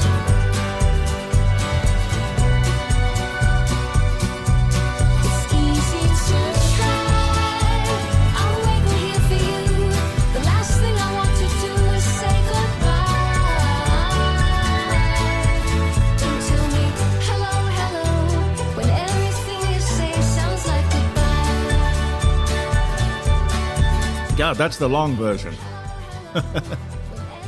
Okay. John Overton's going to be here after 11. Frank Pangallo is here right now. Frank, Jeremy. What do you make of the Federal Liberal Party? I mean, they're imploding. Look. And giving Liberals everywhere a confused name. Yeah, they are. And look, I have to say that it's. I was gobsmacked at what happened yesterday, but also you have to question the Nationals and David Littleproud.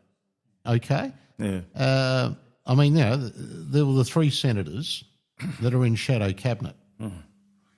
Now, those three senators are part of a cabinet. Of a shadow cabinet that you would expect there would be some kind of cabinet solidarity behind the leader. Yes, yes. So I don't know what went on behind the scenes. Don't you think it's just basically that they've had lots and lots of meetings and quiet get-togethers and decided that she is not, Susan Lee is not Foreman material. They will not win an election with her. If you want. Jeremy, that's a good conspiracy theory that I've been thinking about, that maybe it was all orchestrated. It was all orchestrated behind the scenes. Just basically to have a leadership spill. Yes, yes, right? yes.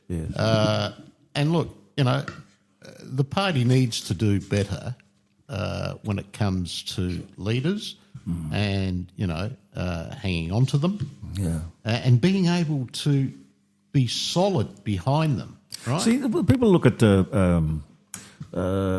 Pauline Hanson, and they know exactly what she stands for. She's been on about the same sort of things for 30 years. Yeah, but you were asking me before we had the call, what do you make of her rise? Yes. Well, we've seen that sunrise many times, and it goes in cycles. Mm-hmm. And at this particular time, you would expect that there are people out there who have been dissatisfied with the two major parties, but particularly with the government, after the Bondi shootings and also the mass immigration issue, the social cohesion, a lot of those issues that resonate with ordinary people out there who are starting to lose faith that the country isn't what it was, what they grew up with, right? And the values that they respected. Mm-hmm. And they look towards politicians who say the things that they want to hear. But is there more behind that with Pauline? That's the question that people ask. Has she got the policies, to follow up? If, for instance, at the moment, according to News Poll, Pauline is the second most preferred party in Australia. And then that she, without the number of people in Parliament that you would imagine you'd have to get that kind of popularity, I think it's 21, 22%, which is more a more popular vote for One Nation than for the Liberal Party or for the coalition. But these things go in cycles, Jeremy. And look, remains to be seen if they can sustain it. But hitting those levels is an extraordinary thing, and it shows you that we could well be seeing the birth of another formidable minor party in Australia. Now, I heard Anthony Albanese the other day decrying the fact that we're starting to see the rise of Pauline and the influence of the party, and then he was trying to make comparisons, saying, what we want really is a strong two-party system. I mean, do you want something like the United States? No. And then he started to criticise countries that have many parties where they have to form coalitions and that sort of thing, like Italy. And he's having a crack at the Italians. Well, of course, that Italy's had a volatile history since World War II. One with political parliament, parties. one parliament or government a year. But you know what, Jeremy? That's democracy at work. Yeah. And if you now look at Italy under Meloni, they are very stable, and they are travelling quite well. Yeah. And you have other countries that have the same situation. Greece, the home of democracy. There are many parties in the Greek parliament. What would be wrong with getting all of the right-wing or centre-right or conservative parties or people of those persuasions that we're talking about, old values, old-fashioned values, put that together in a coalition? Well, that's, the problem is... What? You got too many differing opinions. And I think that's we've seen in the last week, okay, where people think, oh no, my view is more important than yours. I don't disagree with, I don't agree with you. And what they then do, of course, cause ripples within, and there's friction, and they don't get on. I mean, basically that's it. And this is where you learn from what Labor do, right? Discipline. And have a look at Albanese. He is the worst Prime Minister in my lifetime, without a shadow of a doubt. Right? The worst. He's on the canvas after the Bondi. They had him down for the count. It was 9, ready to go. Boom. Yeah. And then what happens? This blows up. And he gets up, when they had him down. So it's not what you do, it's in fact what your opponent does that's going to really call the show. Yeah. Oh, look, I don't know. Imagine being able to sort of say, categorically, we will not have a royal commission, and these are the reasons why. It will give a platform to the worst voices in our community. But then he lies about it. Yeah, I was actually working. No, we were working on it. But here's the other thing about what I find about Albanese. He's actually made lying acceptable. Yeah. It's almost like, let's get on with it. But he will blatantly lie over several things. I mean, he got like the Morrison thing the other day in Parliament, right? What was that? Well, he got up and blamed Scott Morrison for the problems that we're now experiencing in our society. He said, it was them, they brought these people. And he said the Morrison government. And then when it's put to him at a press conference, you're blaming, and because ScoMo put out the scathing, criticism of the Prime Minister after that, he then denied that he mentioned Scott Morrison in Parliament. Yeah. And, you have a look. Yep. They show, and there he is. He mentions Morrison, and water off a duck's back. But it's like The Voice. This is it's such a benign, simple. Well, absolute. I've got it on my wall. It's a page. It's the Uluru statement from the heart. Yeah.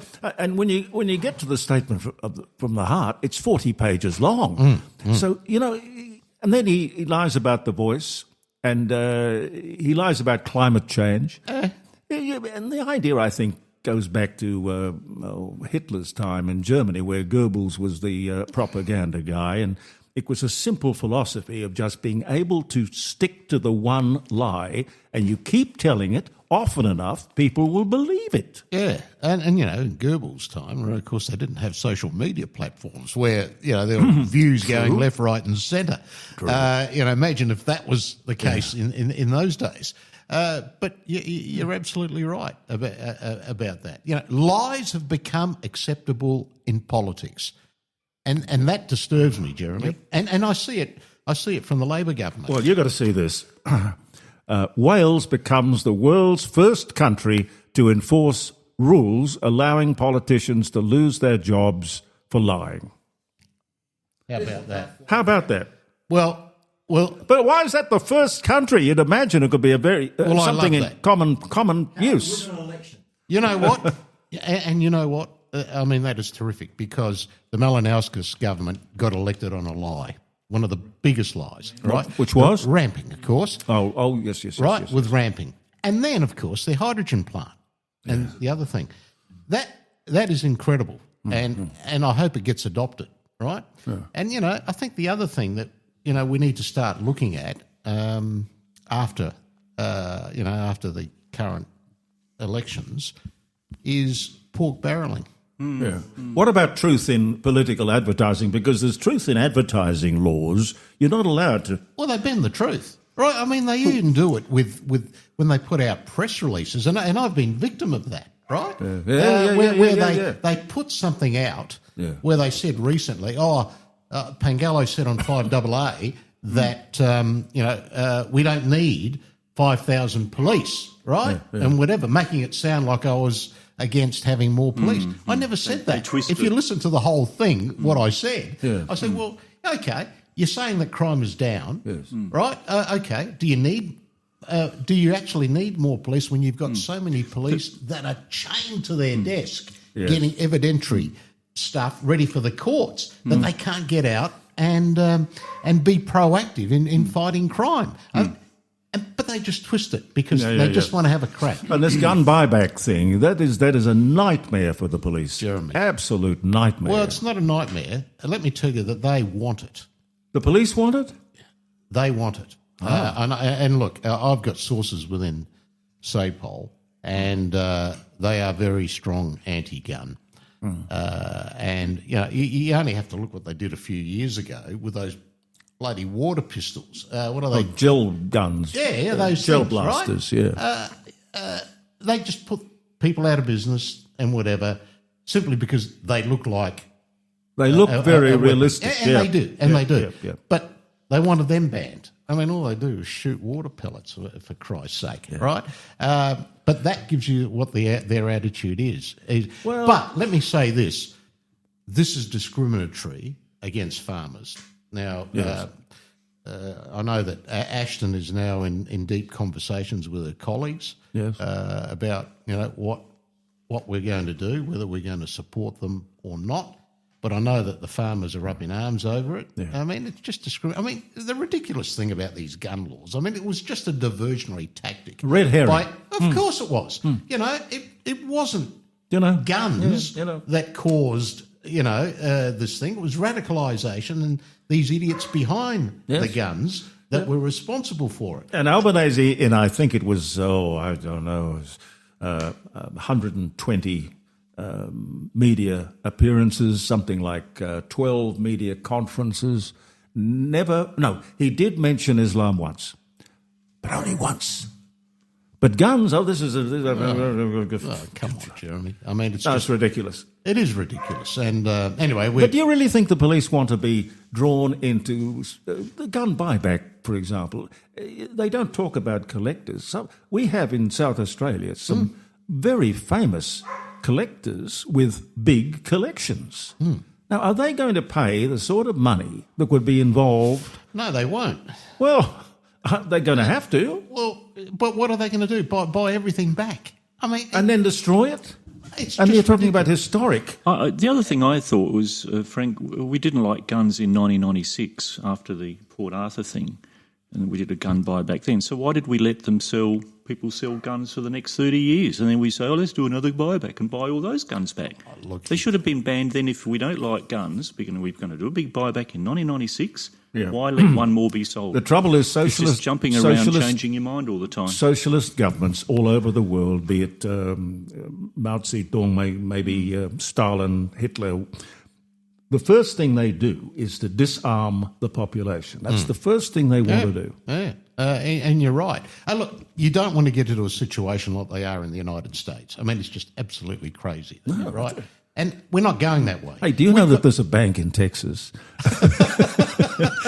where if you open an account, it's part of their publicity, if you open an account, they give you a gift, and it's a gun. Oh, you're joking. I love it.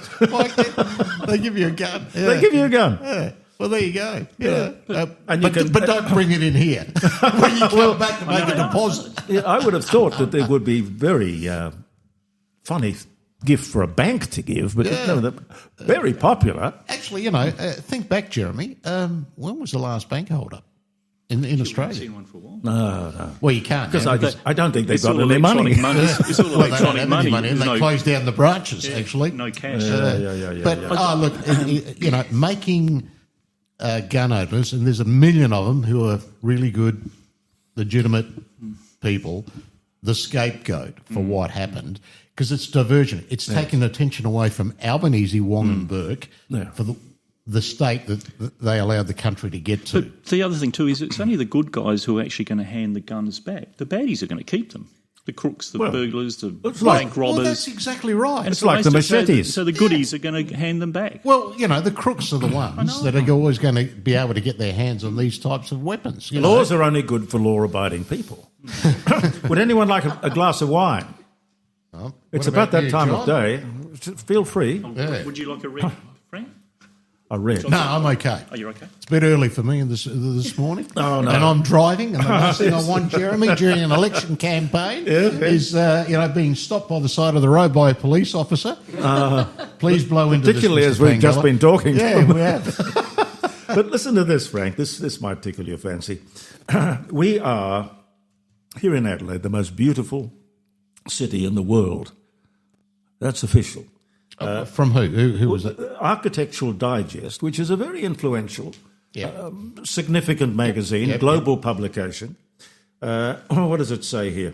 An affordable, rich blend of architecture, wine regions, beaches, and proximity to absolutely every convenience that you could think of, and a quality of life that is unrivaled anywhere in Australia, possibly even the world. Well, the Premier's going to jump on that one, isn't he? Well, he should if he Well, he knows will. about it. Yeah, although the beaches are covered in algal bloom. We won't And mention that. the city's starting to look like Legoland, right? Yeah, what are we doing? I mean, the city planners, there must be a master plan that says, you don't go over this height or... You know what's happening, Jeremy? And it's happening what's happened in Europe, okay? And the other thing about being affordable, seriously, it's no longer affordable to buy a home in South Australia. If you're writing this and viewing Adelaide from New York, it's a completely different perspective that you've got. Well, quite clearly they didn't do the proper research to find that the median values in South Australia now are $1 million. Yeah. It's becoming like... Well, in fact, we're the 6th most expensive city in the world, all right? I think Sydney is the 2nd. Yeah. And, of course, New York is probably the most expensive. The reason we're seeing a lot of these high-rise, high-density developments going up is because, local government know that people aren't going to be able to afford, the block of land and build a house with a backyard for the kids anymore. Yeah. And it's going to be apartment living, just like it is in Europe. And eventually, of course, many of the next generations will be renters. And many people quite used to renting all their lives. They don't. It's buying the quarter-acre block was the Australian dream. Yeah, well, it no longer exists. And look, I'm not going to argue that Adelaide isn't the most beautiful city in the world, because it is. It is, but it's slowly being changed by planning policies and other factors that are detracting from the beauty of the city. But we are. And I remember reading a few years ago when our population was 1.5 million, this expert was saying, Adelaide is probably the perfect city in the world to live. Yeah. That's what Professor Plimer says. He loves it because it's a big country town. Yeah, and 15 minutes to the beach. Right, the beach is there on your doorstep. Yeah. Beautiful hills. Produce that is close, and wineries and everything. Everything is all aligned to coastal living, which people like, and there's a concentration. So it is a beautiful place, right? But unfortunately, government policies over the years are starting to ruin it, not just South Australia, but also elsewhere. Yes. Well, we've got Colonel Light up there on Montefiore Hill, standing there pointing out to the horizon, saying, "Don't put it there." And we should have listened to him. In fact, he's pointing straight at that new tower that's going up behind Parliament House. Yes, we'll talk about that. Colonel Light's vision for the design of Adelaide was a circus tent type concept, where the tallest buildings were in the centre and then it dropped down towards the parklands. Now, the parklands Hello, are being... hang on. Hello. Hello. Jeremy. Hello, Jeremy. It's Leighton over in the Philippines. Leighton from the Philippines. Oh, God bless you. Just hang on a sec. Hang on a sec, Leighton. Gary, finish what you were saying. That's okay. I was just saying that Light's vision has been completely ignored. North Terrace is a really good example of Legoland that Frank was just talking about. And whilst I have no problem at all with development, it should be controlled. That's all. Yeah, makes sense. Yeah, Leighton, we're talking about the most beautiful city in the world, Adelaide. Well, of course it is. Of course it is. The only beautiful city. And Frank Pangallo is here. He's running for, what seat is it? Wait. Next to you. Uh-huh. Yeah, next to you, which is just south of Hello, Vunley. Frank. It's nice to talk to you, and I'm sorry there seems to be a bit of a delay here with the phones, with the Wi-Fi, with everything up here, so it's very hard to get through. Well, you're not bribing the right people. Sorry, what? You're not bribing the right people. Well, we tried. We tried. Well. But, no, I just thought I'd sort of try and keep in contact with you as much as I can, but sometimes it's very difficult. No, well, I'm glad. Anytime you call, I'm very happy to get your call from anywhere in the world. Yeah, well, I'm just letting you know that, again, we've had a few little jumps over in the Philippines with earthquakes. Yeah. Everywhere you go, there's an earthquake. Well, just wait till I get hit it. Just wait till I hit Adelaide. Yeah. No, there's been so far just this month here alone in the Philippines there have been about 1,140 earthquakes. What? Yeah, 1,140. Good God. I mean, I thought Japan was bad, but they've only had about 210 this month so far. We have a guest from Japan who's going to be. We have a guest from Japan who's going to be with us in a little while. Oh, right. Now, incidentally, have you had a chance to speak with Andrew Cooper again? I haven't, but this is the first show for the year, so I'm yet to get into full swing. But I promise you, I will do that. Right. Okay. Well, that's great. Just send me a message when you are, and I'll try and tune in. Okay. Hopefully, the Wi-Fi will be okay then. I will do that. Have a great day, and thank you for the call. Thank you very much indeed, Jeremy, and your guests. Bye-bye. Bye. John Overton will be with us in a second or two. Frank, Jeremy. As I said when I heard that you were going with the Libs. Yeah, what did you think? Well, I thought, the sensible thing to do, all right, you're not elected yet, but the sensible thing to do is to do what they did in Queensland. Somebody was obviously best qualified for the job of leader, but he didn't have a seat, so they made him the leader of the party. And he was just in waiting for his seat, which he duly got, then became the leader, and he was a very good one. So it can be done. I said, Frank Pangallo should run the party. No, look, I've got no aspirations to be the leader, Jeremy. I can tell you that. My aspiration is to firstly win that seat back for the Liberal Party. It's a traditional Liberal seat. I hold the same values. Look, I'm centre right. I hold a lot of the same values that the Liberal Party do have. I'm a common sense bloke, and my goal was to get the Liberals back into contention of being a significant force in South Australia. Well, there were people predicting there'll be a wipeout of this coming election. Well, I don't think there will be. No, Jeremy. And particularly with Ashton. Yeah. I have to say, I'm really excited about Ashton, and the people of South Australia should be as well. Yeah. She really impresses me, and I think Labor are really worried about her because they can't attack her. She's a woman. Right? She's also quite intelligent.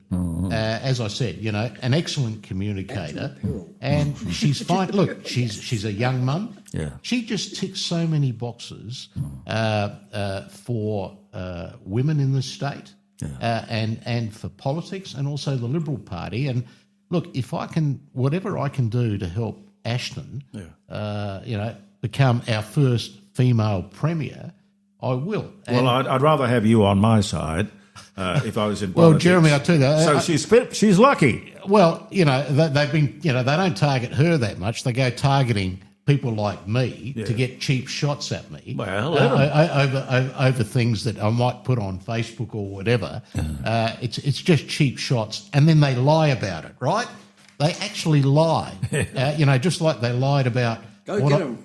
Or like I did about, I made that unfortunate mistake about giving the wrong link to a parliamentary committee, not to a parliamentary, to the primary industries over, scientific papers that I'd referred to in a committee hearing about the algal bloom. And all I said to PIRSA was, there was a lot of talk out there about desalination. Shouldn't you be considering having a look at whether the desalination plant was a contributing factor, or did the algal bloom damage the algal bloom? Did that damage the desalination plant? And I said, look, there are a lot of papers that I've got, scientific papers. Yeah. I didn't refer to them specifically in the address, but I said, I've got them all here, and I've got them. But then I just made the mistake of giving them the wrong links, right? When they got the right links, do you think they read them, or do you think they got back to me? And I've still got them. I've got the file. I should have brought it into you so you could actually read what people are saying. Now, the thing is, with desalination plant, particularly ours at Port Stanback, the Premier cannot go public and say it had nothing to do with it, right? He can't say that. No. Just as you cannot say that it did, right? Yeah. Because, as a professor at University of Southern California said to me, you can't prove a negative, right? Yeah. They haven't got the data. Yeah. That's the thing. Yeah. You haven't got the data to say yes. You haven't got the data to say no. So what you did, you brought up perfectly reasonable questions. Well, I did. And, of course, it then gets misconstrued by the government. Gets used. Well, Tom Koutsantonis gets up and accuses me of misleading Parliament. I mean, seriously? Does it occur to you that they think of you as being very dangerous and would rather you were elsewhere? Well, probably. Yeah. But tell you what, Jeremy, if I don't get elected, that's not going to stop me barking even louder. Okay. Barking and biting. But you will be elected. There might be a succession plan here on the table. You will be elected. So you're standing in line, Frank. If you're in the electorate of Waite and you hear a knock on the door, just answer it before he kicks it in, because he's got Frank? He's there and he's on your side. Elect the guy. I had I was doing door knocking in Bellevue Heights, and with one of the young Libs was helping me, so we're working the doors separately. Yeah. He went to one door and knocked. Waited, and well, it is the electorate of Waite, so he waited, and then he just left a message there and walked away. Yeah. I got a call that afternoon from the lady that lived in there, and she said, she had mobility problems, couldn't get to the door. She said, Frank, I would have loved to have spoken to you, right? Anyway, I made an appointment and went and saw her. Bless you. And she was the most intelligent, well-read person. She was right up to speed with world events, local events, and whatever. And I ended up spending nearly an hour with her. There are people out there that actually want to have that engagement with their politicians. Make sure somebody's there to drive her to the polling station. Well, she'll probably do a postal vote. I don't Oh, know. right. Or she still drives a car, actually. So she's probably good. But they're the type of people that, are in that electorate that, do have an interest. There are others that don't. It's a mix in that electorate, but it's going to be a challenge for me, Jeremy. Well, anything we can do, let us know. Well, thank you very much. I really appreciate that. I appreciate and I appreciate your contributions to the media and what you've done over the years. It's just been fascinating and incredible to see that you're still at it. And you're still as sharp and whatever. I remember I don't think I've been on here since John Law's passed, have I? No, possibly not. I'm outliving all of these people. But and I think I mentioned it. I don't know if I mentioned it in on Facebook. I think I did in a thing. And this isn't just to blow air in your tyres of one of your 50 cars, but I rate you as probably the best talk identity, celebrity or whatever that we've had in Australia. And seriously, I'll put you in the same plane as John. And I remember working for you, Jeremy, in the 80s. Yeah, I was going to say. I mean, you were the best producer. You're a fine, wonderful friend, and great journalist. And I admire you. Well, people think I'm a beat-up merchant. No, right? No. But that's the other thing. They talk about your foot in the door and all this sort of stuff that you did. They forget all the other stuff that I've done, right? I haven't just done that. Yeah. But I think it's dramatic and interesting. I'll share this bit with you, right? I got an email the other day from a lady who apparently had visited a prisoner in Yatala. I won't say who it was. And she wrote to me out of concern. She said, I spoke to this prisoner in there, and they told me that they had a contract to kill me. How much would that cost?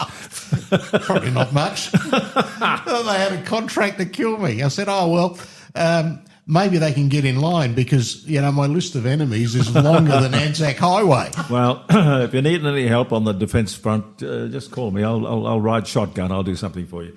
Well, come back and see us. Jeremy, I'd love to come back. I'll come back with Rosalie Rotolo. Oh, yes. Who's our candidate in Unley. Yeah. Unfortunately, she couldn't come in today. No. And she's I don't know if you've met her. I don't know if you know Rosalie. She's a fabulous candidate. Yeah, right? well, I knew her, I think she was 18, and she was running for local government, Adelaide City Council, and I went around with her and helped her knock on doors.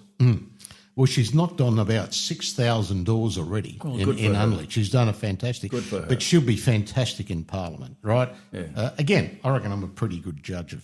Yeah, she's a tough lady. Tough lady. Very tough, and that's what we want, right?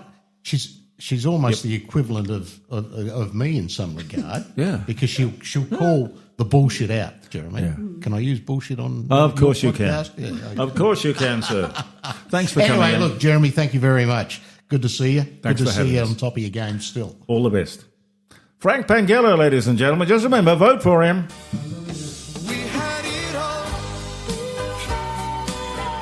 just like Bogey and the car, starring in our own late show, sailing away to Key Largo. Here's looking at you, kid, missing all the things we did. We can find it once again, I know, just like they did in Key Largo. We had it all.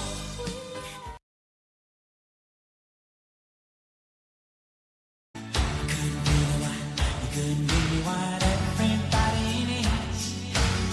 Shouldn't let you get me when I'm down my bed.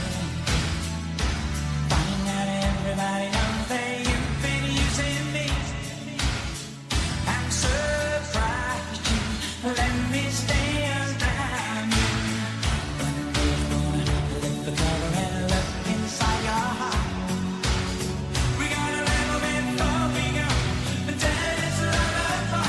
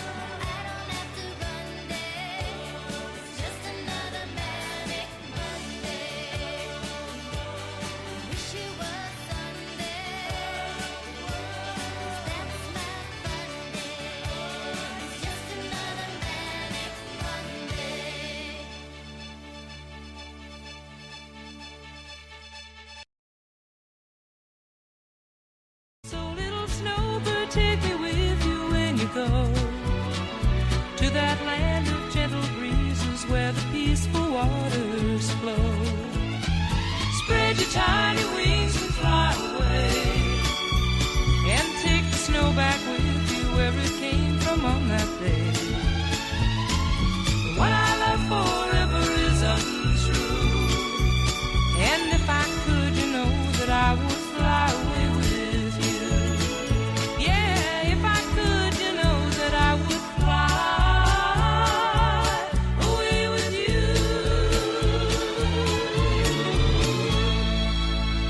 All right, telephone number 0491 65 68 60. John Overton is settling himself behind the microphone here at the dining room table, jeremycordeaux.com. John, come... Oh, Oh, it's my knee. Oh, sorry. Do I put this on? Yeah, get closer to the microphone so we can hear you. Yes. Oh. How are you feeling? You had a bit of a car accident. Yeah, my car was a total write-off 2 weeks ago. I blacked out at the side of the road. I have no idea why, how, or what it was, but the doctor confirmed it on Monday. And I veered across the road into bushes and a tree and then a ditch. And 20 minutes later, the ambulance were pulling me out. Ambulance men took me to Mount Barker Hospital, but I was well enough to get up off the stretcher and walk in there. Did you get the celebrity treatment? Yes, I got wonderful treatment. 4.5 hours, including a brain scan, and they couldn't find anything wrong with me at all. I thought you were going to say they couldn't find a brain. Well, no, they did that years ago. Oh, bless you. So, but, I can't see, for an accident like that wrote off your car, you came out of it unscathed. Yes, I did. Yeah, I was lucky, the police said. Very lucky. The insurance company, Allianz, have been fantastic. They've sorted it out straight away. Yeah. So I've now got to work out how I can move around, because I really want to come in here every month with you and do it's a highlight of my month. It's a standing invitation, dear friend. You've brought I a brought guest. the lovely Shakti, who's a great friend of mine. What a pretty name. And her husband, German husband. Yes. And she has a show in The Fringe coming up. You do? And years ago I started to help her with publicity, and I thought, no, let's do something with this, with The Fringe coming up, and a nice sort of way to say thank you for driving me in today and being such a good friend. And right now, I really sort of need them, my friends around me. Yes, so they've taken your license for 6 months while they determine what it was that caused you to black out. Yes, that's it. I've got 3 heart surgeon appointments coming up. Yes. I've got to wear a monitor or something for 3 days. Look, I know exactly what happens because I've been through it myself years ago. I fainted. I blacked out. Same as me then. Well, it was just in the kitchen. Caroline panicked and called an ambulance. And then the ambulance as you would. Came along. She thought I had a stroke or a heart attack or something. Yes. So I got up off the floor and everything was fine. I didn't even know what had happened. Never had another one? Never had another one. But the trouble was, I ran into the same thing. The doctor says, because I went to the doctor, it was the only sensible thing to do, just go to the doctor. The doctor says, well, yes, I've got to send you off to a couple of experts. There's a neuro person, a neurologist who will look at your head, and there's somebody who's going to look at your heart. And good. Okay, that's fine. Oh, no, by the way, you've lost your license. I said, why? How? Well, because if you have an unexplained blackout, whether it's a seizure or a stroke or just fainting, they will take your license away if they know about it.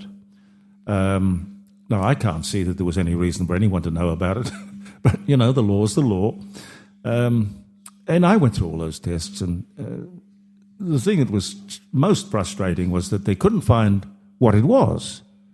And if they had been able to find out what it was, I would have got my license back. But because it was inexplicable, no, 6 months, we just have to keep an eye on you for 6 months and you're not allowed to drive. Yeah, but, it's one of those things. It's very frustrating, but, you just have to live with it, I suppose. Same with me. Yeah, it's hard. And when you're out in the country, you've got to rely on friends to drive you anywhere, really. Absolutely. You get lucky, but the council's good with the medical appointments. They provide transport. Yes, that's good. That's considerate. Council, this is something I've learnt in the last couple of days. So that will help enormously because I've got to see the heart specialist for 3 appointments. Yeah. And tests and all sorts of things. Yep. And that'll help a lot. So away we go. So it's lovely to have friends like Shakti and to be able to help her with And the Shakti's doing a show at the Fringe. Yes. Now, what do you do? I dance. Really? I perform, and I have my own company. I'm from Japan. Yes. And so it's a combination, and I'm also half Indian, by the way. So my mother's from Kyoto, and my father's from Calcutta. So my dance is from Japan and India with a contemporary twist, with a lot of yogic elements in it, and a little bit Bhutto and wild, and also, I guess, some influence of Australian, because I'm here now. And you've been talking to Gary, who speaks Japanese. Yes, he's fluent in Japanese, incredible. I found out. It's so wonderful to have the door open and be greeted as konnichiwa. Konnichiwa. Is that like the song Konnichiwa Aka-chan? Konnichiwa? Yes. I can't remember who did that. Do you remember, John? Konnichiwa Aka-chan. No. Was it Connie Francis? No, can't take my eyes off of you is about the closest I can get to that. I sing that in the morning while I wake up. Well, you know? there's an Indian, an American Indian, Native American Indian, Cheyenne tribe, which is, let me think what it is.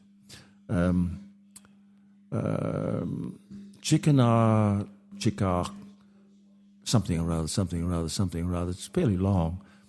And I used to know it off by heart. Anyway, it means there are no towels in the men's room. Right. Are you at the same level as me then? Because I'm learning the Japanese for there is a strong wind in my underpants. Well, I wonder why we all speak different languages. How did that happen? Why don't we all speak the same language? I mean, wasn't there a universal language? What was that called, Gary? I knew you'd ask me that. It was English, not English. Well, no, it was supposed to replace English and all the languages of the world. Yes, you're right. I'll ask Caroline; she'll remember. Caroline will remember. Because she speaks many languages, doesn't she, as well? Yeah.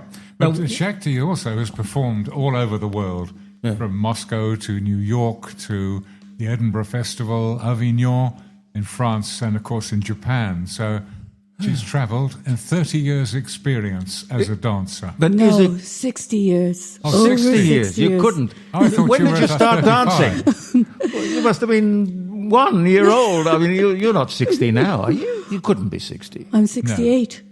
60. You're joking. And I mature like a good red wine you're drinking. Ah, well, actually, this is kind of rather cheap and available, but. I'm not cheap. I'm Well, expensive. no. And I'm available. I'm not particularly cheap either, but, you know. But see, dance is 1 a out of 2 universal is not language. bad. The dance is a universal language, but is it classical dancing, ballet, or? No, not at all.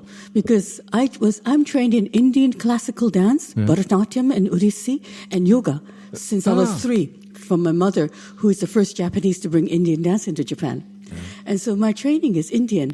But then I also lived for 10 years in New York, and there I studied modern dance. So I have the modern dance influence. And so the movements are based on classical Indian dance and yoga, but done in a more contemporary way.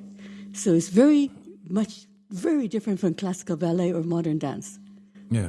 With your experience, though, it's considerable. Why are you in the Fringe and not the festival? Because you've been in the Edinburgh Festival. I've been in festivals, in major venues, tiny little venues, minor venues, and everywhere. But the Adelaide Fringe, I started the Adelaide Fringe in 1996, and I've been coming back every year since then. And the Fringe gives you a freedom. You don't have to listen to anybody. You do as you like, and you create what you want, the way you want it. And you create a lot of things. You've given me some notes. You call one of your 2 shows Empire of the Senses, and it's a moving meditation on ecstasy, embodiment, and transformation, you say. Art has no boundaries, as seen in this show.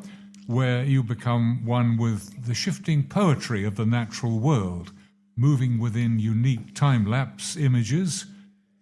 Your body is immersed in vast sequences of billowing clouds, shifting dunes, Good starry God! skies, erupting volcanoes, and the stillness of the desert. Are you ready for this? This sounds incredibly exciting. And you're at the, it's behind the town hall, isn't it, Yes, in Perry it's at Street? Garage You've got two International venues now. at the Adelaide Town Hall. It's the independent structure behind the main premises. So you go through Perry Street. And what do you wear when you're doing all of Well, this? I start off with flowing, billowing materials, fabrics wrapped around me, and I end up with nothing. You mean nothing? Nothing. The most wonderful costume is the naked body. Yes. Oh, look, I think the naked female body is the most beautiful thing in the world. I don't think you could possibly translate that to males, because, you know, those other things would keep on moving after you'd stopped the dance, you know, so it would ruin the moment. We have other things that keep on moving too. Oh, but are pretty voluptuous. different but better. Different but better. Yeah, and then what's the audience reaction to a naked? Well, I think the audience is used to me by now because they see it's not meant to be provocative. It's meant to be natural. And that's what my dance is about, being totally natural. It's not erotic, it's just natural. I agree. And it may be exotic, it may be erotic in a sensual way, but it's women enjoy it as much as men enjoy it. And even in Japan or in France, we have children come to the show. Yes. And the children love it. Do you warn the audience that there is going to be nudity? In Adelaide, I have to. Oh. But then in other countries, I don't, because nobody seems to mind it. You know what they call us here, don't you? What? Tell me. Well, the city of churches. Yes, it's a lot of churches. Yeah. There are a lot of pubs, too. How do audiences worldwide react? I mean, how different is Moscow from New York, for instance? Well, actually, I perform both in New York. I perform at the Lincoln Center, and I've also at the New York Town Hall, Triplex Theater, and some theaters in Broadway and off-Broadway. And in Moscow, we perform at the Russia Concert Hall. And the audience difference is actually, no, the audience is the same. When they see it, they come with an open mind. And Russia, I was very much surprised because we had some of those Bolshoi mistresses, ballerina teachers come. Oh, yeah. And as long as you're good with your technique and you know what you're doing, they can appreciate you. Yeah. Shakti, Yeah. am I pronouncing that properly? Shakti. Shakti. Shakti. Hang on a sec. I've got John Overton with me as well. On the line, I've got Jackie Paul, and I wanted to talk to Jackie about her film festival, which ties in rather nicely with the Fringe that you're involved in. Hi, Jackie. Jeremy, top of the morning to you. How are you? Are you well? Good. Hello, Jackie. John Overton here. Hi, lovely to meet you, John. And you Thank too. you so much for having me. Thank you. I used to be How on are the you? board of the Film Corporation and helped avoid it closing down when we attracted how wonderful. Shine here before I moved to London and got an Oscar for Geoffrey Rush. Oh, yeah, I think I've seen that film 10 to 15 times at least. It's an absolute masterpiece. Did you know that Geoffrey Rush's wife said she could not distinguish the speech between, David Helfgott's wife could not distinguish the speech between Geoffrey Rush and David Helfgott. It was so perfect, her own husband. I'm not surprised. I got a lovely signed photo from him afterwards when I finally met him. Did he get an Academy Award for that? Yes, he did. He did. Scott was Scott Hicks. We're so blessed to have Scott in Adelaide. He's such a treasure. Yeah. He was in attendance for the film Ocean with David Attenborough that we screened to 350 state civic and business leaders with the support of Martin Hazy through Premier's Climate Change Council and the Department for Environment and Water and 2XE, a renewable energy company, last year at the Piccadilly. So we're very fortunate in Adelaide. We've got so many golden gems and so much rich history and art and culture. We're the luckiest of people. What was the film about? Everything that he does, of course, Attenborough does is brilliant. But what is that about? Sure. Ocean with David Attenborough is certainly the film of the century. Really? Absolutely. I think 90% more powerful than anything he has done before. And what a amazing film giant he really is. Ocean is a collective call to action on a global scale to stop bottom sea trawling. And Jeremy, I think if I can use this analogy, if the beach was the wardrobe in The Lion, the Witch and the Wardrobe, the sea to me feels like Narnia. It has opened my eyes and heart on a level I could not really have imagined before. That's very poetic. If you haven't seen it. I agree with you. Have you seen it? Have you seen it, John? I have. I'm just recovering from The Coral, Alan Bennett's World War I story about a choir where the tenors and the basses are required to be conscripted and to go and fight, and therefore what's going to happen to the choir. I don't think I'll see a better film this year. It's absolutely outstanding in every way. The research, the script, the acting. Alan Bennett wrote it. Nicholas Heighton directed. Ray Fiennes leads the cast. It's taken a year to get here, but it's. I don't know how it's doing. What's it called? The Coral. Oh, the Coral. Coral. I've seen the ads for it. Yep, I've seen the ads for it. Absolutely magnificent look forward in every way. Oh, absolutely. Go and see it at Wallace Cinemas. It's yeah, sure. We just sat there and then sat in the car. I took it to my neighbour across for his Christmas present. And if I'd been in England, I'd have been up there with a tape recorder in no time. Bless. Now, is the David Attenborough movie on anywhere at the moment? At the moment, no, but we would hope that it would be part of our lead up to the festival in August, Jeremy. Yep. I heard grown men sobbing in every single session we put on. We had around 1,000 guests before we had 350 at the Piccadilly through Wallace Entertainment. We have a foundational partnership for which we are ever so grateful with Wallace. What an incredible family, generational legacy, another treasure for South Australia. Yes. And the film team Silverback is the holy grail. So we've got Toby Nolan, Keith Sholey, and we have Toby Strong as the cinematographer. If you haven't seen it, and I'll do everything I can to make sure it's up again, I would highly recommend it. You haven't truly lived until, I think, that what I was hearing very much from the audience is that you just don't know what's going on underneath the surface. You see these sea trawlers dragging nets at the top, but for the first time they've got a camera down to the bottom, and that film really was the epicenter, the jewel in the crown, if you like, for driving the ratification of the High Seas Treaty. So we've now had 70 countries sign on to protect the high seas. Previously, that were unprotected. Only 2 to 3% of that area was protected previously, which is at least 2/3 of the world's surface area. Now we have a legal framework that came into place on the 17th of January that offers far greater protection for marine protected areas and for countries to be obliged to share resources. Before that, it was the Wild West. What do you hope to achieve? I would like to see bottom sea trawling outlawed in every part of the waters surrounding every state and territory in Australia, and for krill fishing to be banned in the Antarctic. Now, let's be clear about bottom fishing. Now, are you talking about those evil, they are very high-tech, large boats, but they're really a vacuum cleaner. They put this thing down. That's right. And then they suck up every single living thing from the bottom of the ocean. That's it, exactly. My understanding is that is illegal. They've been banned. No, they haven't been banned? Absolutely not. Only in WA, and that was in the last month. So this has been going on since time immemorial.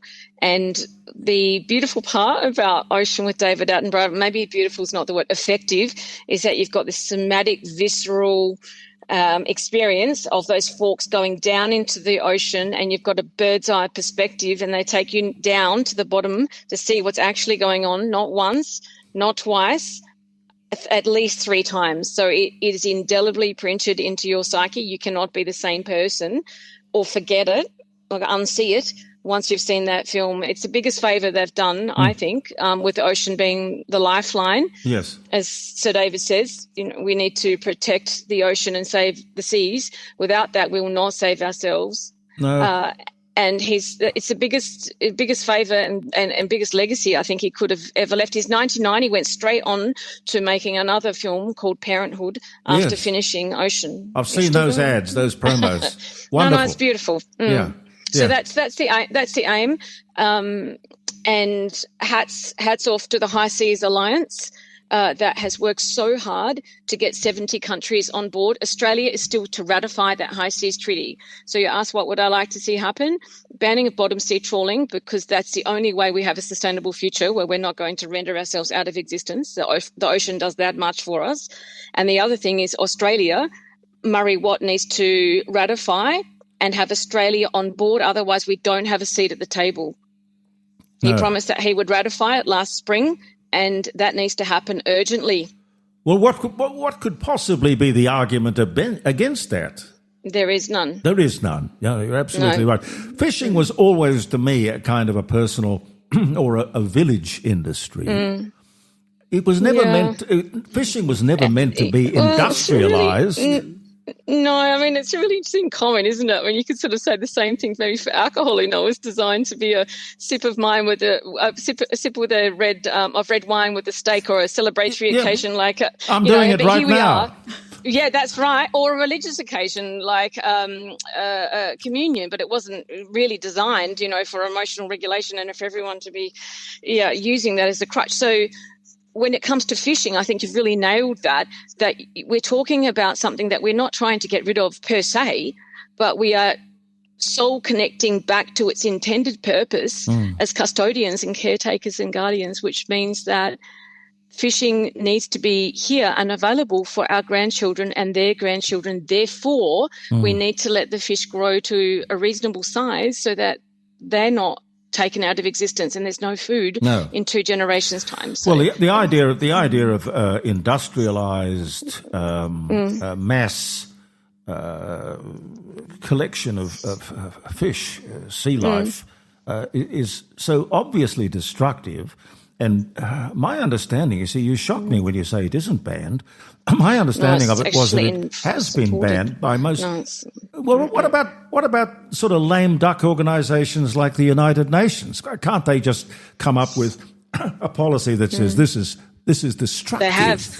That's what they've done. So that High Seas Treaty and the ratification is the legal framework that they have been driving. It has taken a couple of 100 years of negotiation to get this to this point. Yeah, but why make it optional? You can't just. We don't want you to sign on. This is the international law of the sea.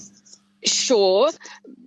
Because every country has a jurisdiction where they are responsible for the water interfacing between that area and where the high seas takes effect, you still need some degree of cooperation on a country-by-country basis. Okay. Who's responsible for the high seas? Exactly. No one until we had the High Seas Treaty, which came into effect on the 17th of January. I would encourage anyone that's interested to go to the High Seas Alliance on the web and have a good read. They are doing fantastic work. Rebecca, who heads it up, she received the Earthshot Prize from Prince William, which was established to give 5 $1 million prizes away between 2020 and 2030 for the most innovative and effective solutions for a sustainable environment and future. John, you got a question? Yes, I've got a thought. Talking about the fishing and the oceans, I enjoy kippers very much indeed, John West kippers, and I think they must be found off Norway and Sweden. But what interests me is how the kippers fit exactly into the tin. What an interesting thought. I can't say I know. I'm vegetarian. I had parents that were Olympic athletes and it was in vogue to be a vegetarian, so I've never actually tasted meat, so I'm going to claim complete ignorance, but I believe you. Jackie, I think you're the closest thing to a saint that I've ever met. No, I don't know about that. I'm giving it a good red hot go to make sure that Australia recover species from threat and extinction because we are at the bottom rung of the ladder. And as a mega biodiverse nation with complex and intertwined ecosystems as complex as the Amazon, it is imperative that we invert this, and we can do much better than that. Are you raising money? You told me you were raising money for your cause. How are you doing that? Yeah, sure. We are. We have a fundraising campaign going at present to light up the second national event for Australia to recover species from threat and extinction. Okay. Mainly through social media. How can we help? Yeah, thank you for asking. I have very recently posted on Facebook under the Wild Earth Oceania Facebook page. It's also on Instagram and will be on LinkedIn later today. And there is a link on that Facebook page where you will receive a tax-deductible receipt. All donations above $2 are tax-deductible.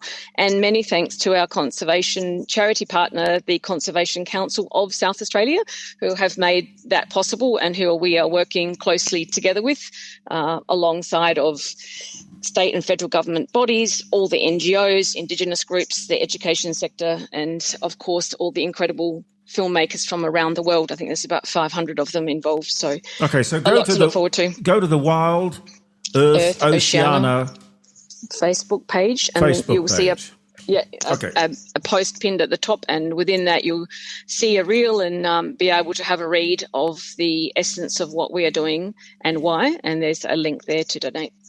Wonderful to talk to you. We appreciate the community's support very much. Wonderful to talk to you, Jackie. Keep up the good work. Oh, thank you, Jeremy. That's fantastic.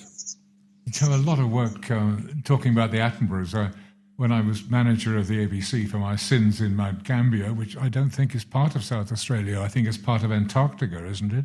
Mount Gambier is part of Antarctica? I think it is. I had 2 years there. Interesting thought. Mainly because my predecessor was playing classical music in the breakfast programme to appease the doctors' wives. So I soon changed that. The ubiquitous doctors' wives. Strike and then again.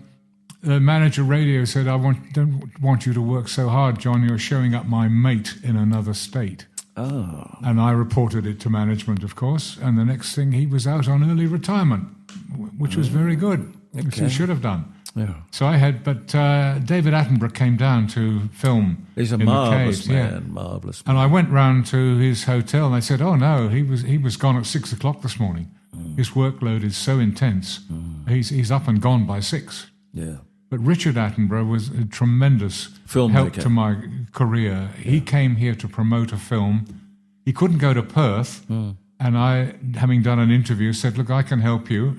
We'll record something and we'll send it over to Perth and they can play it at the premiere." They made him a lord, you know. Yeah, and he said, "Well, and I said, "I'm coming to London." "Oh, well, look up my publicist. I'll tee up some interviews for you with Theo Cowan, who was at London's top publicist." And Theo met me when I got to London. We went out to lunch, and while he was waiting for his lunch, he ate the previous day's meal off his jacket. I thought, another eccentric. I like people who are like eccentric. me. I like eccentric people. Well, we'll start with Michael Caine. He said Caine's making a film down in Covent Garden. We'll go down there. Yeah. So I turned up, and then we got to question 3. He reached forward, grabbed my notes, and threw them across the room. Yeah, well, I think that's a good idea. Why work with questions that are written before you know what... You there's the answer. Yeah, well, that leads you to the next question. Yes, sort of, but that'll teach you to listen to what I'm saying. That's what I mean. You listen to the answer. Notes. You listen to the answer. You And don't afterwards, read the notes. he laughed. He said, "You should have seen the look on your face when I did that, but I've taught you something very valuable." It is valuable. It was educating Rita, and his leading lady came in. And I, out of politeness, did an interview with her. And I said, "How educated are you, like educating Rita?" "Well, I've got my GCE O-levels." And I said, "Oh, the equivalent is matriculation in Australia." "Oh, I thought that's something women suffered from," she said. So Tolerated, more like tolerated. Yeah, then Caine said, "Well, who else are you interviewing?" I said, "Well, I'm trying to get James Bond." "Oh, Roger Moore. Had dinner with him last night. Let's get him on the phone. I'll tee it up for you now." So he did. You see, Jacques, and this is how it works in those who you days. know, not what you know. No. Yeah. And Roger, ask Gary, he'll tell you. Indeed. He's well connected. Very well connected. Thank you very much for saying that. Anyway, then Roger, we did the interview. Do you do your own stunts in the film, the Bond film? Yes, I do, he said. I also do my own lying. And who else are you interviewing? Well, I'm trying to get David Niven. Niv's making a film down at Heathrow. He hates it. He'd welcome an interview. Let's tee it up for you now. He'll probably have tea ready for you when you turn up.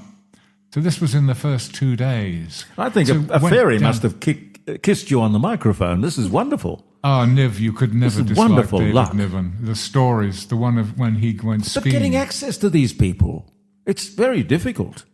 You Normally, need a bit of luck. Yes. Yeah. So anyway, the story when he goes skiing and forgets to do up his flies. So by the time he gets to the bottom of the piste, he's absolutely frozen down below, and he's taken to hospital with the offender in a glass of warm water. It's a frozen piste. Yeah, frozen piste. It's in his book, I'm sure, The Moon's a Balloon. Yeah. Or Bring on the Empty Horses was another very good book that he wrote. Oh, he was a wonderful man. Very, very funny indeed. So that's how I started, thanks to the Attenboroughs. Yeah. And how lucky can you be? Shakti, you've been sitting there very quiet and everything. We should come back and talk about your show a little bit more. Where exactly and when is it? Well, it's for the Adelaide Fringe. It's on the first 3 days of the Fringe, February 20, 21 and 22. And it's at the Garage International at Adelaide Town Hall. But that's one, but you're also at the Don Polsky Centre, aren't you? We're also this way. Not only do I perform, I'm also running the two venues, the Adelaide Town Hall and at the Don Polsky. What do you mean by running? No, we manage the venues as a Fringe venue during the Fringe Festival. Oh, okay. And we have around 35 different companies coming from all over the world. We basically specialize in international shows, bring shows from Japan, America, France. How do you pick them? Do you audition them or get them to send you a tape or what? Well, a lot of times I look for them also and find what's interesting. But now also, since we're getting known, people contact me and ask if they can perform in our venue. And I don't ask them to show me their show because I'm not the one to judge. But I ask them more in an interview of why they want to put on a show, what is their show is about, what is their philosophy, what do they want, and what is their vision in life. And if that suits our vision, the Garage International and Shakti's vision, then we have them in. It doesn't matter if they're good or if they're bad, but if they have a policy that they firmly believe in, I think that means something. Shakti, what is that pendant around your neck? What is that? It's from India.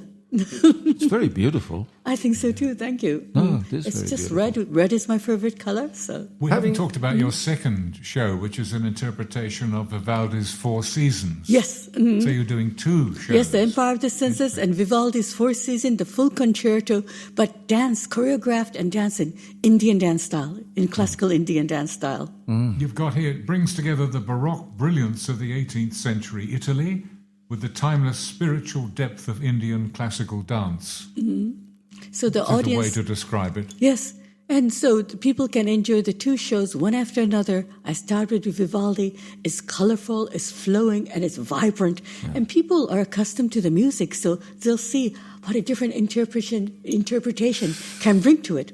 And it's followed by Empire of the Senses. You'll see Empire of the Senses. And that's what it brings your senses all together.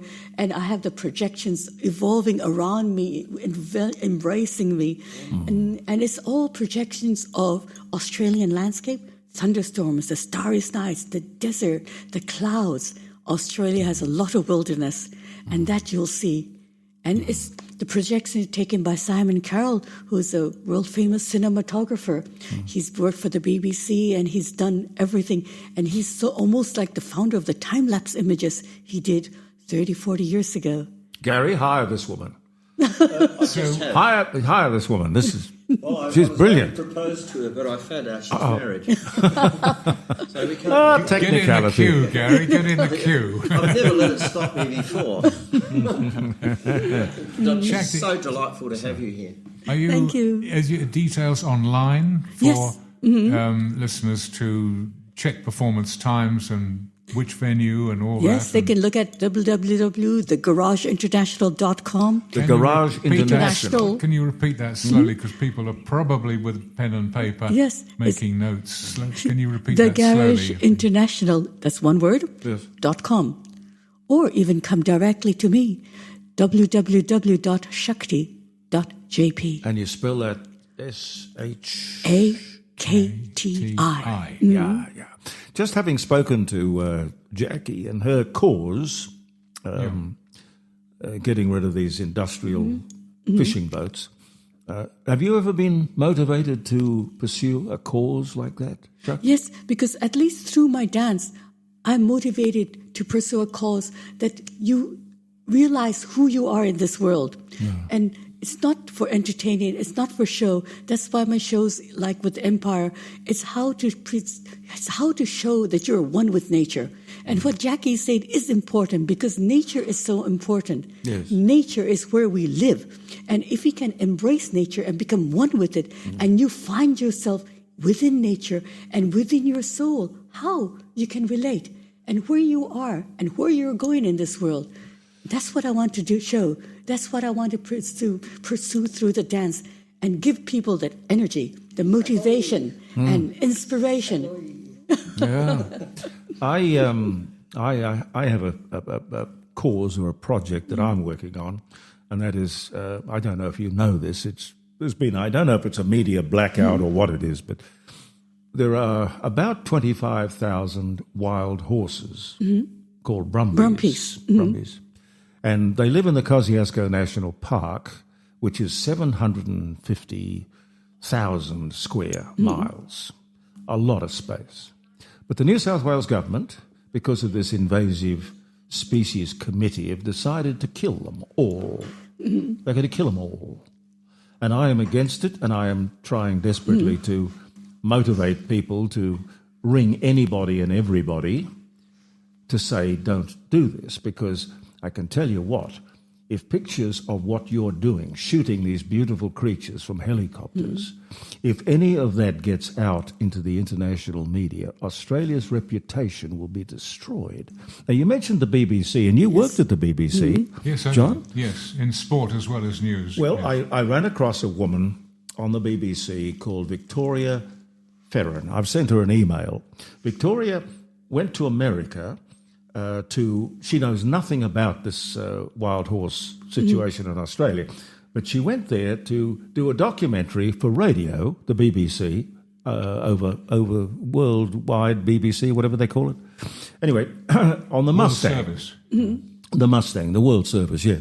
The Mustang, a treasured part of American history. God, they've even got a car, Gary, named after the Mustang. Indeed they have. Yes. They passed in 1973 the American Wild Horse Act to protect them forever. Now, we don't have that kind of common sense. The Mustang is a treasured part of their history, like the Brumby is a treasured part of our history. First World War, you've got the charge of the last great cavalry charge of the world, which was in Beersheba. They are, what was the movie called?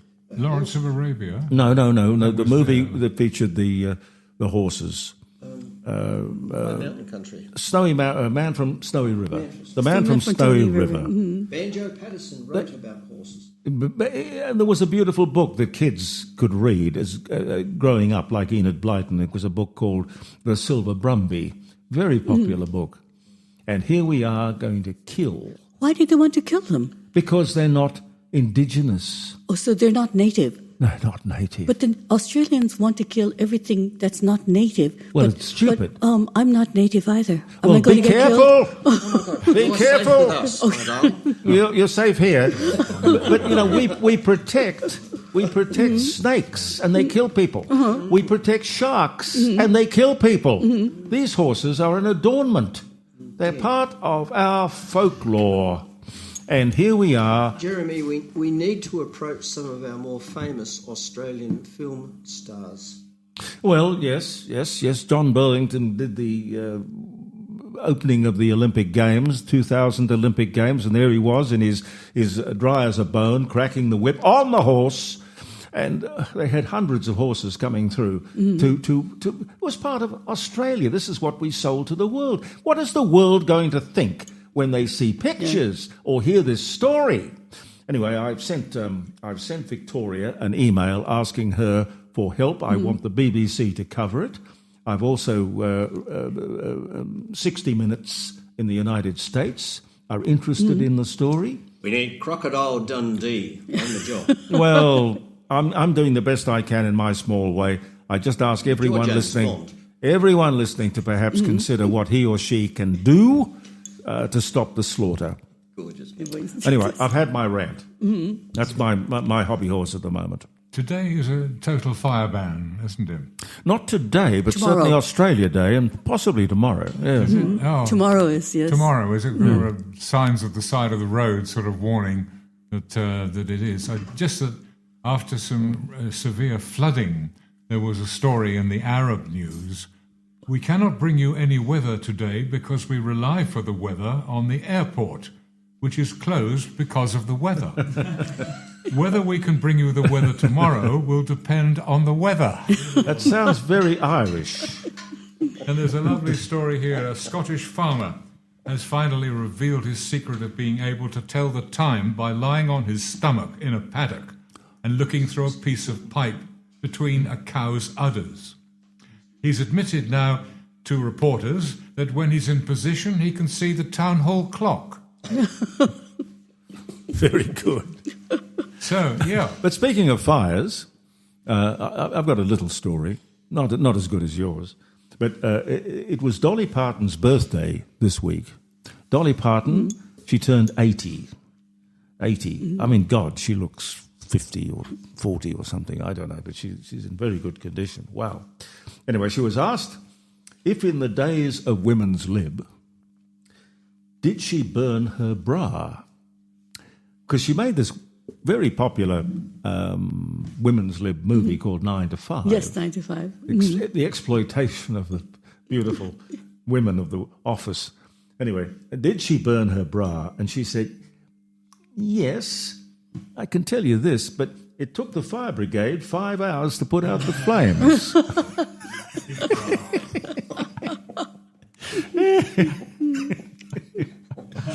And somebody said to her also, I'm sure she won't mind my telling you, I've got her car out the back, by the way. It's her personal car. She had it for 10 years. Beautiful Jaguar. E-type Jaguar, yeah. Anyway, somebody said to her, you have very small feet. And she said, yes, I do. Nothing much grows in the shade. No, she's a very funny lady. Very Frank good. Pangallo in the. It was nice to see him. It's about 40 years since I've seen Frank and worked with him in the ABC, and he was a joy to work with. He really was. No, and he worked with me, and I worked with him. He was just a great guy to have around. And he was talking about political things and about lying and all this. Wales becoming the world's first country to enforce rules allowing politicians to lose their jobs for lying. And there's a lovely story from Britain of a spin doctor falling out with his political master, who was Minister for Education, and the minister was always belittling him, and he'd had enough. And the day, the worm turned one of these days, and the minister had to make a speech in Parliament, and the spin doctor wrote it out. My lords, your grace, my lord bishops, my lord sheriffs, prime minister, Camilla, ladies and gentlemen, the problem which faces us today is perhaps the most daunting which has ever faced our great nation in its island's history. Unless we can find a solution in the coming months, I see nothing but catastrophe ahead. There are only 3 possible ways of escaping the great dangers which now confront us, and they are, firstly, and he turned the page and it said, from now on, you bastard, you're on your own. I love it. It's a lovely story. Oh, isn't it is a lovely story. But you do that so well. I mean, I think, did you ever consider politics? No, good gracious, no. Nor committees either. I've had enough of committees after one I was on recently. Well, no more. No more committees. Volunteering for committees. Oh, God. Okay. I've got too much to do counting sheep. How are they, by the way? They're very well indeed. They're good. And how's lovely Caroline's plants too? They're beautiful. No, they're absolutely beautiful. We have a mother duck, and, she's not a very good mother. She took over the little pool that we have, and she had, I don't know, Caroline will tell me, I think probably about 11 or 12 babies. And it looked like a perfect little family. I mean, she would bring them out and swim around, and we'd put out some Brandon pollen, and they were all very happy. And then she started throwing them off the side of the balcony. And she now has 2. What has she got, Caroline? 2? 2 ducks? There's 3 left. We saw 2 walking down the drive yesterday. But Why does she one take was them? behind. Why does she take them out? It's unbelievably stupid. It's above the garage, and they fall. No, she pushes them off. She pushes them off.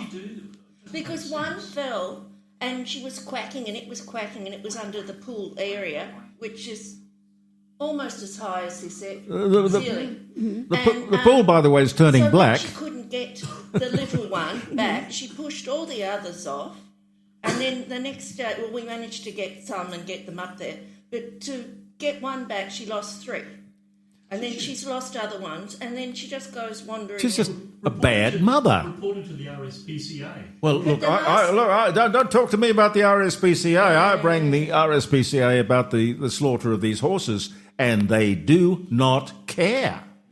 But the last lot of ducks we had, she had 14, and when they were just about able to fly, and the conservationists came and took them away, and there's a pond they take them to in North. Yes, we rang them, and they came and took them away, and they were surprised that all had survived because we put lots of fresh water out, and we gave them mealworms and fruit and things. Yes. But this one, even though I put water out everywhere, she drinks from the pool, and apparently the salt water is bad. Yeah, I don't know. I think it could be that this is her first batch or litter, or what do you call? I don't know. It's her first dozen. Thing. Well, is this why eggs, when you buy them from the supermarket, come in dozens? Dozens. There's a dozen. There's a dozen in the pool. No, but they're being tricky now. A lot of the egg companies are putting them in 10s, not dozens. Oh. But the price is the same. Yeah. Shrinkflation, they call that. Shrinkflation. Do we have to go? Yes, time blindness. Oh, I'm not. We do. We also, earlier today, you recommended someone for sainthood. I think we should recommend lovely Caroline, Shakti, Gary, Tony. Do we get saint? Everyone also. Yes, well, no, why not? That's like not my nomination for today. Tony, what do you say? What was the answer to the question? Saint Tony? Do you want to be a saint? A saint? Oh, no. But Saint Caroline, certainly. Okay. And Saint Shakti. And Saint Gary for the help he's giving me getting back on the guest speaking market. He thinks I should be doing it. Well, you should. You have the most beautiful voice. Well, that's, and you have wonderful experience and anecdotes. Yeah, context. Gary's really pushing me, but an aged company I'm looking at, a retirement village, there's COVID at the moment, so we've got to sort of relax. Have they got COVID there? A little bit at this one. You don't have a little bit of COVID. You either have it or you don't. Well, I'm trying to be polite. I don't want to, but they're delaying everything. What was that place again? I've forgotten what the exact place is. I know her name, but they're just holding fire for the moment until it sort of the cruise industry has recovered, but they tell me that. Do you like going on a cruise, Shakti? I don't either. No. It's called the COVID Express. No, they call it a petri dish. Petri dish. That's a great name for a cruise. Pizza dish. Everything you could possibly catch. The last thing I want to go on is a cruise. No. The only good thing about a cruise is that you unpack once. I just don't go travelling because I don't really... Well, if you catch COVID, you may not have to repack. No, well, that's true. That's all true. one way They bury you at sea? I don't know what they do. It's an all-inclusive package. It's either that or they take all the ice cream out of the freezer and they... depending on how many have gone. You know, there's a funny thing. We were talking about Greenland earlier. In the winter over there, when people die, they can't bury them. Because of the ice. Yeah. They can't bury them. The land is frozen. So they've got this terrible problem with these stiffs in every expression, sense of the expression. They've got all these stiffs and nowhere to put them. But they don't have to refrigerate them because they're already done. But just a little hazard of living in That's a cheery Greenland. story. Yeah, well, it's topical. I don't think President Trump has thought about that one. I don't know how you go mining when the land is frozen. Maybe he should visit there more often. Very cold and freezing. You don't like Trump, do you? I think he's great. He's getting the job done. Dear. All right, well, I think we got to go. When you can't find a friend, you still got the radio. Singing with the when you can't find a friend, you still got the radio. The radio. Still got the radio. The radio. Listen to the radio. Still got the radio. Listen to the radio. The radio. Listen to the radio. Radio! Listen to the radio. If you can't listen to it, you can always call it. Our thanks to our wonderful guests, John Overton and Jackie. Jackie Paul was in with the Wildlife Oceania organisation. Thank you to Caroline. Thank you to Les. I'm not Les. What? No, I'm sorry. Where did Les go? He had to go to lunch with his wife. Oh, he's gone. He's gone. I didn't notice him go. Okay, so thank you, Liz. Thank you, Sharky. Thank you, Gary. Thank you. Thank you. Who else do we thank? Dr. John Bruni, of course, Professor Ian Plimer, Frank Pangallo, John Overton, and Sharky. So I did. Oh, God. Tony, thank you. We couldn't do this show without Tony Denton. No? Okay, we got to go, Right. but let me just give you a couple of birthdays here. January the 23rd, that's us today. The day was 1957, January 3, Whammo. Did you do this one, Caroline? I thought it was appropriate for Australia Day when people are on the beach. Okay, this is appropriate for Australia Day and Australia Day weekend.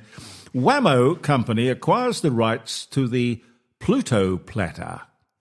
The Pluto platter, plastic flying disc toy from inventor Walter Frederick Morrison. Gee. And they rename it, this is the Whammo Company, they rename it the Frisbee. In 1958, as a nod to the Frisbee Pie Company, whose empty tins were tossed by Yale University students, including Morrison, in the 1930s. Where the hell did you find that? Amazing. All right, 1973 on this day, U.S. President Richard Nixon announces an accord has been reached to end the Vietnam War. 1849, U.S. patent granted for an envelope-making machine to Jesse K. Park and Cornelius S. Watson. Wow. An envelope-making machine. See, How did they do it before that? I don't know, but around this table, did anyone know that? I certainly didn't. 76, the results to U.S. advice columnist Ann Landers. I remember Ann Landers. Question, if they could do it all over, would parents still become parents? Shakti, are you a parent? No. That's why you look so young and happy. Anyway, what happened was 70% of the 10,000 respondent parents were negative. said they wouldn't do it again. That's an interesting thought. Too late, she cried. Larry King, American radio and TV host, the Larry King Live Show, the CNN program where I used to watch him. He dies of sepsis and renal failure. He was 87, 2021. He was a one-off, wasn't he? And with the braces and all of that. Legendary Larry King. 2018, American singer-songwriter Neil Diamond abruptly retires from touring after being diagnosed with Parkinson's disease. Just before he was due to come to Australia. Yeah, he was coming, wasn't he? And the sad thing, well, I suppose not sad, but the kind of a tribute guy, the movie Song Sung Blue, was it? Yes, with Hugh Jackman. Hugh Jackman, yeah. Yep. He's not playing Parkinson, or Neil Diamond is not playing the star. He's just a tribute. An impersonator. Yeah, an impersonator, yeah. 1970, Australia's first amateur radio satellite, Oscar 5, is launched in California, 1970. Glenn Wheatley, Australian rock and roll bassist, Masters Apprentices, the talent manager for Little River Band, and John Farnham, most famously, born in Nambour, Queensland, Australia. Died in 2022. 1948 was the year he was born. Johnny Carson, American comedian and TV host, The Tonight Show, Who Do You Trust, he went on to make afterwards, dies of respiratory failure arising from emphysema. Because on that show, did you ever see Johnny Carson? No. Oh, he's a great Johnny Carson. He was the beginning of the Tonight Show trend, or whatever you'd call it. Smoked all the time. He never had a cigarette out of his hand. So no wonder he died of emphysema. And I think, quite frankly, that's what took John Laws away. No, I was working all the time. I never saw... Did you ever smoke? No. Oh, I did once, and Richard Peach said to me, you shouldn't get into this. No. So I took his advice. I never had another cigarette. I used to smoke a pipe because I thought it made me feel... Mature. Adequate. Pompous.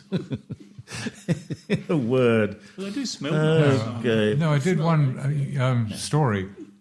Oh, I never drink and drive, but I was going on the way to the theatre one night in England and was pulled over, and the policeman came up and said, "Oh my goodness! Oh, I'll get the sergeant," and he got the sergeant. And were you smoking a pipe at the time? I don't know whether he was, but anyway, I pretended I was drunk and sailed around the place and put my arm around him and did a dance in the middle of the road. Don't you know who I am? You do this very well. Yeah. Don't you know who I am? The driver behind couldn't believe it. You know, his eyes open like soup plates. Yeah. And the sergeant said, "You haven't had a drink, have you?" I said, No, I haven't, no. And I carried on. And so he let me go. The driver got out. He said, "He just let him go. He's pissed out of his mind. You let him go." "Yeah, I've got one very good reason," said the sergeant. And the bloke said, "What?" "He lives with my mum."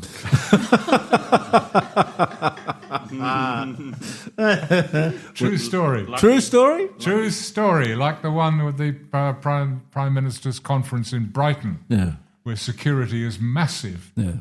Every car is searched, driver is searched for all sorts of things. And the partner I was with at the time was a psychologist, and a colleague rather, was giving a lecture across Brighton. And so the police officer said, "Well, do you open the boot of the car?" And there were all these sexual devices in there, from whips and spurs to everything. And the officer couldn't believe it. I've never seen the point of his those colleague, things.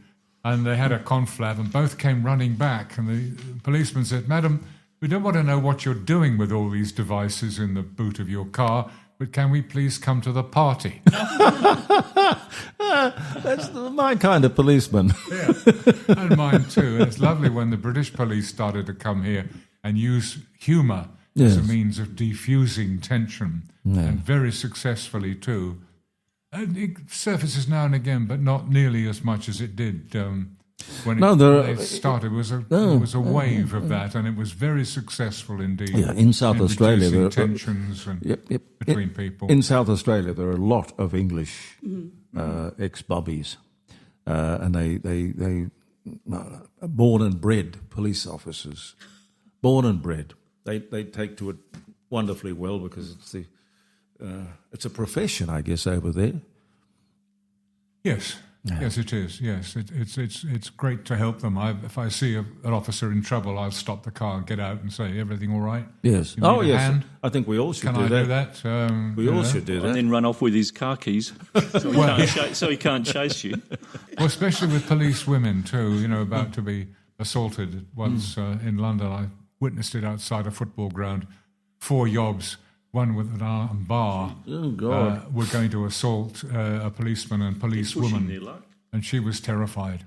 And I thought, I can't allow this to happen. And I put down my fish and chips. And when the bloke said, "There's 4 of us and 2 of you," I said, "Wrong, pal.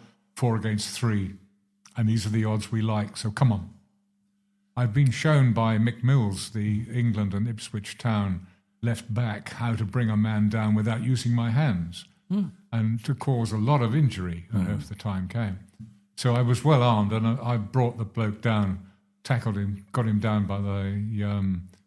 tipped his ankle, over he went. I sat on his throat until the officer put the cuffs on him. The others, of course, fled, and we became great friends. Well, good for you. And I went into the ABC the next morning, and the secretary said, "What on earth were you doing? The You were the police have news been story." here asking for you. You were to report to Marylebone Police Station. What did you do? I told you not to get involved in trouble here. You'll be banned." I said, "I haven't done anything." "Well, you've got to report to Marylebone Police Station." So, right. I went along, and there was the policeman and policewoman. And they said, "We're taking you out on the town. Get a couple of pints inside you, and then a curry, and we'll run you back to your hotel." And then we'll let you drive home and we'll pick you up. You're such And a they did. cynic, Tony. And they put me to bed, and the policewoman gave the most wonderful kiss of good night. Oh, But, God. I Nothing was- like being tucked in by a police officer. Yeah. Listen, we got to go. Hopelessly over Yeah, time. yeah. Thank you all around the dining room table. JeremyCordeaux.com. We'll be back next Friday with a whole range of new guests and a whole lot of new stuff. And in the meantime, on Facebook at 9 o'clock, we will be posting a new Court of Public Opinion from the garage. Actually, Shakti, you're doing something from the garage, and you're part Indian. Yes. Why don't you call it the Taj de Garage? The Taj, the garage. The Taj de Garage. Yeah. The garage. That has a nice ring. Yeah, I think so. Anyway, that's what we do at the Court of Public Opinion on a Tuesday morning on Facebook. Jeremy Cordeaux's Court of Public Opinion, and one on Thursday as well. Thanks for being with us. Believe in yourself and have a wonderful Australia Day. We're together, right or wrong. Where you go, I'll tag